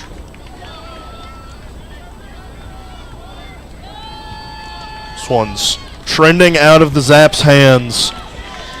They led for a good portion of this ball game, but went scoreless for 4 straight before getting that 1-1 back last frame. Yeah, and if the Zap can't make the comeback, there's a lot that we can get into in the post-game show. Still some baseball left to be played. As he goes around on the check swing is Michelson for strike 1. But the Zap, the toughest part about this, if you do end up with the loss, is the way that you did hand the Sasquatch a couple of these runs. Yeah, one now from Hammonds in there for strike 2. That one caught a bit of zone. Michelson didn't like it, but Hammonds in the driver's seat. Zap find themselves trailing 11-7 here in the top of the 9th. Nobody away, runner on first. The 0-2 from Hammonds, swung on a miss for strike 3. That one's a big out for Connor Hammonds to get started. It was, and now if you're Jamie Habiger, the kind of question that comes up is, do you want to waste another arm? Do you want to burn another arm in this best-of-5 series? You're trailing by 4 now, and well, Hammonds has allowed some damage, but what pays off for you more, having another fresh arm? As Hammonds just misses on the outside portion of the plate for ball 1. It's those tough decisions that Jamie Habiger has to make. Do not envy him in the slightest. 1 away, 2 runs already across this frame for the Sasquatch. That off speed catching inside for strike 1. Ground ball could end the inning for the Zap. There's just been some mental errors in the last 3 frames that have really done some damage for the Sasquatch, as that one's fouled off the foot, Phoenix Brand. Zap, they gave up 3 in the top of the 3rd, and then 1 in the top of the 5th, and it felt like you could live with that. But the last 3 frames have just been a nightmare for the Oahe Zap, giving up 3, then 2, then 2 again here in the top of the 9th. Yeah, and that's kind of what I was talking about with the runs given you. The Sasquatch definitely earned a good portion of those runs, but you also handed them some gifts.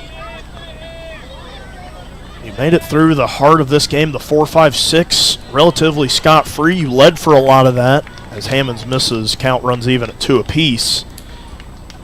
But you got through what you consider to be the hardest part of the ball game for the 7, 8, 9, the wheels just to fall off. 2-2, swung on a miss for strike 3 for Connor Hammonds. Back-to-back Ks, gets the second out. Yeah, and a good response there by Hammonds. And, Connor is, we've always said he's kind of been the most even-keel guy throughout. And even, with him not having his best stuff and, facing some of these really great hitters, he has focused in well after some damage has been done. That one grounded to Jared Pugrad at short, unable to field it cleanly, and he'll have to eat it. Tried firing over to first, but it came out of the hand. So everybody will be safe. Now runners on first and second with 2 away. Yeah, and for Pugrad, he didn't field it cleanly, but I don't think even if he did, he was going to be able to get that out. When you have the speed of Ben Foyer, it's probably best just to eat that. You don't want to throw something errant. Play over there. Let it get away from your first baseman and then allow runners deeper into scoring position. Now Clay Porter climbs in. Zap trying to get the final out of this inning, and that one's going to skip away from Mason Lang, so the runners will advance. Force play is off. Just compounding errors, it feels like, is what has killed the Oahe Zap here tonight. And again, I know damage has been done here in this frame and really in the last 3 frames, but if you want to keep this somewhat attainable, those 2 runners cannot score here with 2 outs. Trailing by 4, needing an out. The 1-0 from Connor Hammonds misses high for ball 2.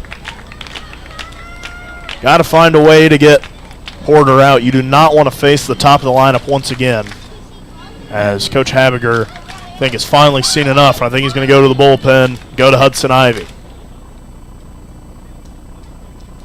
As we will go ahead and take a quick break. We'll be right back as Hudson Ivy trots out to try to keep things here for the Oahe Zap. Looking for happenings in Central South Dakota? The Pierre Area Chamber of Commerce Community Calendar is your go-to for all the latest events. From entertainment to local benefits, community activities, and more, there's something for everyone. Email your event to contactchamber@pierre.org and it will be listed on the weekly calendar. To view the calendar, go to www.pierre.org. Let's celebrate together in the heart of South Dakota. The Pierre Area Chamber of Commerce, connecting our community one event at a time. Doing a little spring cleaning at your house? I'm Val Keller, City of Pierre Solid Waste Manager, letting you know the City Supply Swap program can help. We'll recycle cleaning supplies, paint, and other household chemicals you don't want anymore. Plus, you're free to take any products other people dropped off for recycling. The swap program helps our customers and keeps things out of our landfill. Supplies we accept include stains and sealers, pesticides, pool chemicals, typical cleaning agents, as well as oil-based paint, latex paint, and spray paint. For additional information, call 605-773-7434. Again, that's 773-7434 for more information about recycling your household supplies and paint. Let the City of Pierre help you get your home and garage cleared out and cleaned up for the summer months. This public service message is brought to you by the radio stations of the DRG Media Group in Pierre. Hudson Ivy on the mound, inheriting a couple of runners and a couple of balls from Connor Hammonds, as the Oahe Zap find themselves trailing late 11-7. They led for a good portion of this game, but the offense of the Sasquatch has really come alive in the 7, 8, 9, and have kind of started to bury their opponent in game 1. Well, we go back to what we saw in the month of June with this team when it was young, early. We're seeing that again here today. You can't expect to win many games in the ILB, let alone a game in the championship series, when you score 1 run in the final 6 innings. Now, I know they've still got 3 outs in the bottom of the 9th, but the offense going completely silent. And there's a lot in this game to unpack in terms of things that the Zap could have done differently, maybe could have done better. But as of right now, Hudson Ivy has got to get this final out. He inherits a 2-0 count. And you have got to keep those runners at second and third. Keep this a 4-run ball game. Give yourself a swinger's chance in the bottom of the 9th. Hudson Ivy inheriting a 2-0 count. 2 away, runners on second and third. Sidewinder comes in, set, misses for ball 3.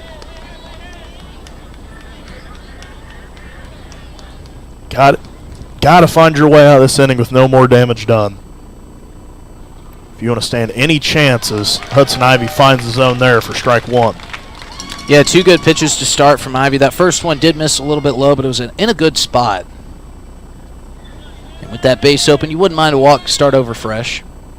3-1, and he'll do exactly that, but that one gets away from Lang, and a run comes across, and just can't afford that one. Now a 5-run deficit for the Oahe Zap, and the top of the lineup back up. Yeah, and another unforced error. Shooting yourself in the foot. You got to catch that one. And just you're handing runs to a team that really doesn't need any help. 12 hits on 11, or 12 runs on 11 hits for the Sasquatch as Torelli watches strike 1. 7 runs on 8 hits for the Oahe Zap. 0-1 now from Hudson Ivy, in there for strike 2. Got to find a way to limit the damage. Give your offense a fighting chance. Now trailing by 5 here with no sunlight to be seen at Hyde Stadium. The 0-2 fouled off. Going to redo that pitch. Zap had a little bit of momentum coming into this inning. You did some damage to Hudson Hart. You had pulled back some runs. Now you find yourselves trailing by more than when you pulled that one run back.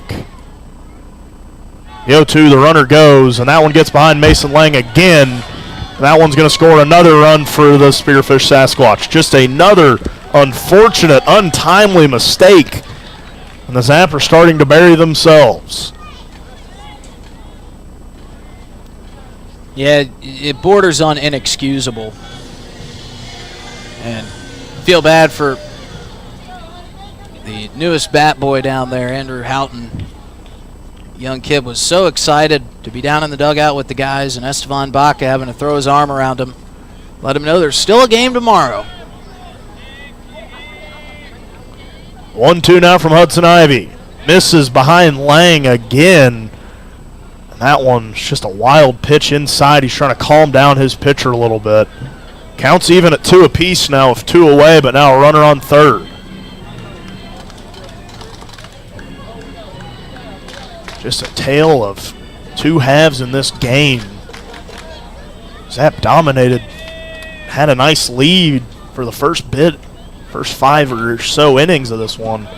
And the wheels just kind of falling off in the last ones. Count runs full now for Hudson Ivy after that miss. 3-2 payoff. Swung line towards left. Emiliano Curiel chasing, and he can't bring that one in. Another run comes across for the Sasquatch as Torelli trots into second. This one feels over.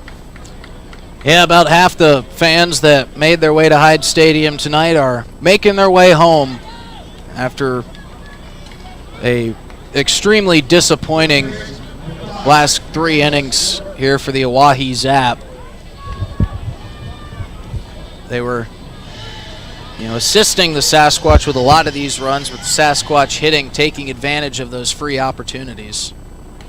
Hudson Ivy fires in strike 1. 10 runs in the last 3 frames for the Sasquatch. And the Zap will be looking for answers tomorrow night. The 0-1 from Hudson Ivy, line sharply back towards the Zap dugout. So now, heading the count 0-2 once again for Hudson Ivy, just trying to get back to his dugout.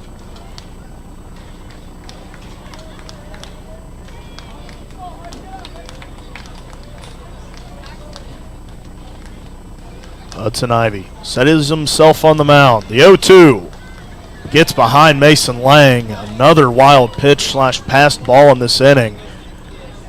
I'm not sure if Mason's having a tough time picking up the sidearm delivery, but 2 runs have scored via pass balls and wild pitches. We've seen 4 in just the last couple hitters.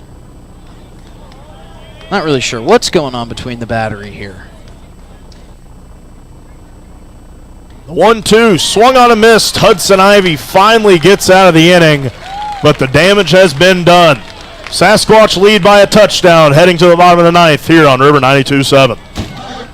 Hey, it's your phone talking. Yeah, your phone. You know, that thing you're constantly picking up and poking around. Listen, when you're behind the wheel, would you please give me a break? You'll have plenty of time for your TikToks and, texting your friends after you put it in park. Distracted driving, friend. No joke. One quick text or social media feed can cause a crash. And hey, I don't want any part of that. You got someplace to be. And trust me, I'll enjoy the downtime. Brought to you by the South Dakota Office of Highway Safety and its station. Dunes Golf is celebrating their 30th anniversary this summer. They look forward to seeing old friends and new acquaintances on the driving range and on the course throughout the summer. Play 9 or 18 holes. Pay by the round. Save with a punch card or become a member for unlimited play. Dunes Golf is a great location for group outings or a summer play day. Call 605-223-2525 or see golfdunes.com. Just 1 mile north of Fort Pierre on Highway 1806. Dunes Golf. Speaking of travel, Pierre Regional Airport offers nonstop flights from Pierre to Denver. From there, you can fly anywhere.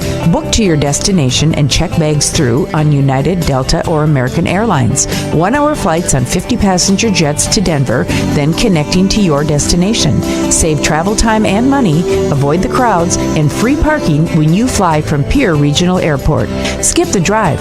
Fly from Pierre Regional Airport.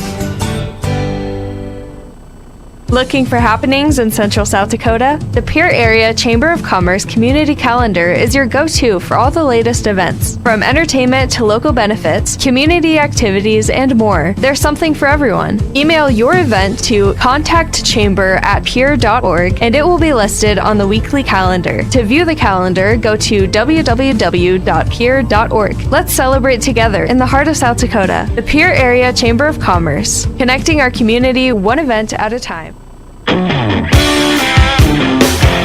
Zap trailing by a ton here in the bottom of the ninth, trying to get some sort of spark of momentum. And either a miracle comeback or some momentum for tomorrow night's game, which is now feeling even more of a must-win. The Zap game plan, you had to protect home field, try to take one, maybe two out in Spearfish. Now you feel like you've just got to win tomorrow, Justin. Yeah, I think the best case scenario obviously would take a 2-0 series lead, but, I think the more realistic thing would be to split this home set of 2 games. But you know what? Hey, at least the Zap are playing in the playoffs. Palizzi watches one low. That is something a lot of fan bases can't say right now, Justin. This is true, and I'm sure tomorrow they'll kind of shake that, hey, happy to be here mentality, and more of, hey, we can compete with these guys. We know we can beat them after the month of July. 1-0 turns 2-0. Vince Palizzi trying to get something started here for the Zap. Hudson Hart back out on the mound for another inning of work. Fires in a fastball for strike one. But there's a bunch of other ball clubs, a bunch of other fan bases that I'm sure wish they were playing this week. 2-1 turns 3-1 to Palizzi. A good take there on the outside or the inside portion of the plate. But the Zap will have to shake that, like I said, just mentality of, hey, we made it to the postseason. Now it's got to be the mentality of, we got to win in the postseason. 3-1, line back the other way sharply by Palizzi, but another good play there by Sam Klopnoski out and right. Down to their final 2 outs now. Mason Lang and Aiden Johnson due up here for the Oahe Zap. Yeah, and for the Zap, things just unraveling in the last 3 innings. And it's also been assisted by some poor defensive play. The scoreboard shows a much more lopsided game than it was for a large portion of this one, as Lang clubs that one back down the third base line into foul territory, making the play is Nick Work. I wouldn't be shocked if Aiden Johnson homered here. That's been his theme from this season, and hitting home runs in games that are somewhat out of reach. And that was kind of an early theme in this season. Aiden Johnson just could not homer in a close one, and see if he can get anything going here for the Oahe Zap. Some sparks of momentum for tomorrow.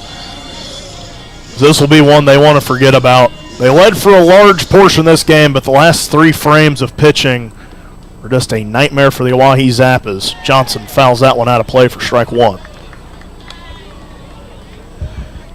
Yeah, and it's going to be a tough message to his players from Jamie Habiger after this one. I'm sure that the Zap are pretty embarrassed of how this one played out. 0-1 turns 0-2. Johnson swings on that one low. Obviously, you have to be one of the 2 best teams in the league to get to this point in the season.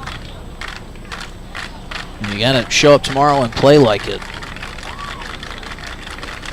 0-2 to Aiden Johnson. Grounded up the middle. Zap staying alive for another out. Aiden Johnson will reach on a right back at you single. They'll bring Quinn Ludvigson to the plate.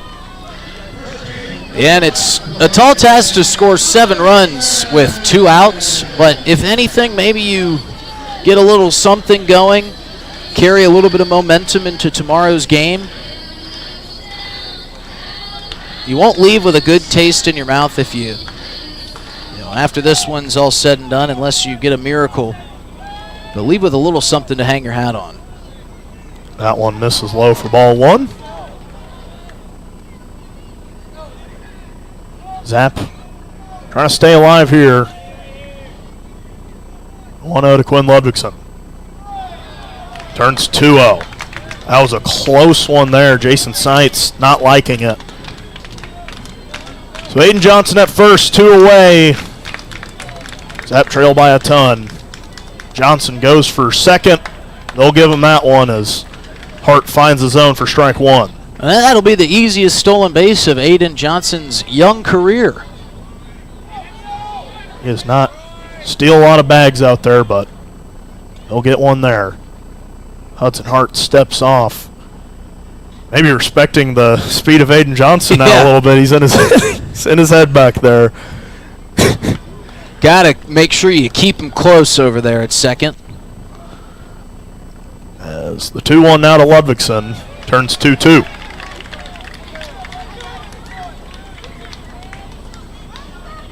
Quinn Ludwigson down to the last strike of the night for the Oahe Zap. Aiden Johnson on second. Hudson Hart giving him a long look and fires. That one swung on, missed in the ground. Spearfish wins game 1 of the 2025 ILB Championship Series in a late inning clinic by the Sasquatch. We'll recap it all and more in our post-game show after this short break on River 92.7.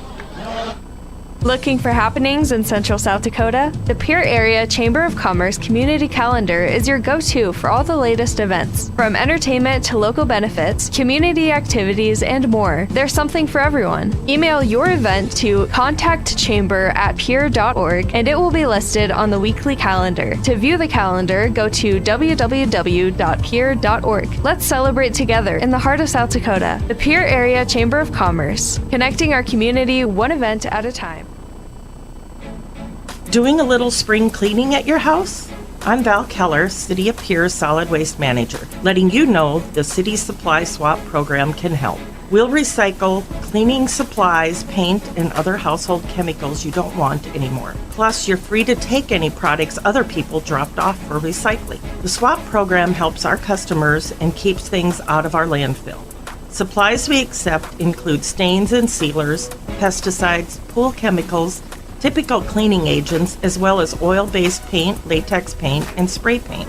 For additional information, call 605-773-7434. Again, that's 773-7434 for more information about recycling your household supplies and paint. Let the City of Pierre help you get your home and garage cleared out and cleaned up for the summer months. This public service message is brought to you by the radio stations of the DRG Media Group in Pierre. Zap fall in a late inning clinic by the Spearfish Sasquatch, 14-7. Here for our post-game show, recapping it one last time as the Oahe Zap led for a good portion of this game, jumping out to a 2-0 lead before Spearfish responded with 3 of their own in the top of the third, before the Zap put 4 up in the bottom of the third and then went quiet for 4 scoreless innings as Spearfish started clawing back. They got 1 in the 5th, and then the 7th, 8th, and 9th, scoring 10 runs to put this one away. And it was truly an all-around great performance by Spearfish when they turned to their bullpen first, and it really paid off for them here tonight, Justin. Yeah, it sure did, and this is kind of what we talked about from the start. You can't go quiet after scoring a couple runs early, especially with an offense like the Spearfish Sasquatch have. They are going to put runs on you at some point in the ball game. And in a weird way, we'll see how this plays out tomorrow, but maybe this is kind of the kickstart that the Zap needed in terms of, all right, we got punched in the mouth and we got dropped hard. It wasn't like, oh, if we did this and did that differently, then maybe we could have won. This was just an all-around beatdown. There's no way to sugarcoat it. The Sasquatch played better. They looked like the better team tonight, and maybe the Zap can use this as fuel to kind of wake up and snap out of whatever funk that was in the 7th, 8th, and 9th inning, and use that as fuel to come back tomorrow and try to put a more competitive game out on the field. A competitive disadvantage was tonight just because it felt like the Sasquatch had the better hitting. They had the better small ball play towards the late part of the game. So it's a lot to talk about if you're the Oahe Zap, or maybe not much to talk about if you're the Oahe Zap. These guys are college kids. They know when a beatdown is a beatdown, and hopefully they can use this as fuel to kind of wake up for tomorrow's matchup. Yeah, and when it is a first of 3 series, next game is a must-win if you're the Oahe Zap. You were in control for the first 6 innings of this game before the wheels just kind of fell off. You have a lot of bullpen arms that you can try to go to the rest of this series now. That is the one silver lining, is you didn't use a lot of arms in this one, but I think you would have traded some of those arms for a win. I think so too, absolutely. And maybe that's something that the coaching staff can kind of sit back and take a look at and say, did we use the right arms in the right places? Did we let a couple guys go a little bit too long? There's a lot to, I don't want to say a lot to learn from, but there's a lot to take away from this game. And I think sometimes getting embarrassed on your home field in front of a big crowd in your first ever playoff game, obviously not the outcome you wanted, but like I said, maybe they can use this to kind of try to wake up, play with a little bit more pride tomorrow, and come to the ballpark ready to swing the bats and be able to do that for 9 innings. As always, we want to give a big thanks to all of our great fans that tuned in today from whatever ball club you may follow or wherever you may be watching from. We also want to thank our sponsors at the Pierre Regional Airport, at the Pierre Area Chamber of Commerce, at Venture Communications for delivering our first inning fiber fact, and of course Dunes Golf, country club quality at public course prices. Go have yourself a day at the Dunes. I think these guys could probably use a quick 18 right now. Yeah, they could probably do for one of those. Going to probably be an early second. Baseball was brought to you by DRG Media Group and its sponsors. The next home Zap game will be broadcast right here on River 92.7 and DRGnews.com. Thanks for tuning in.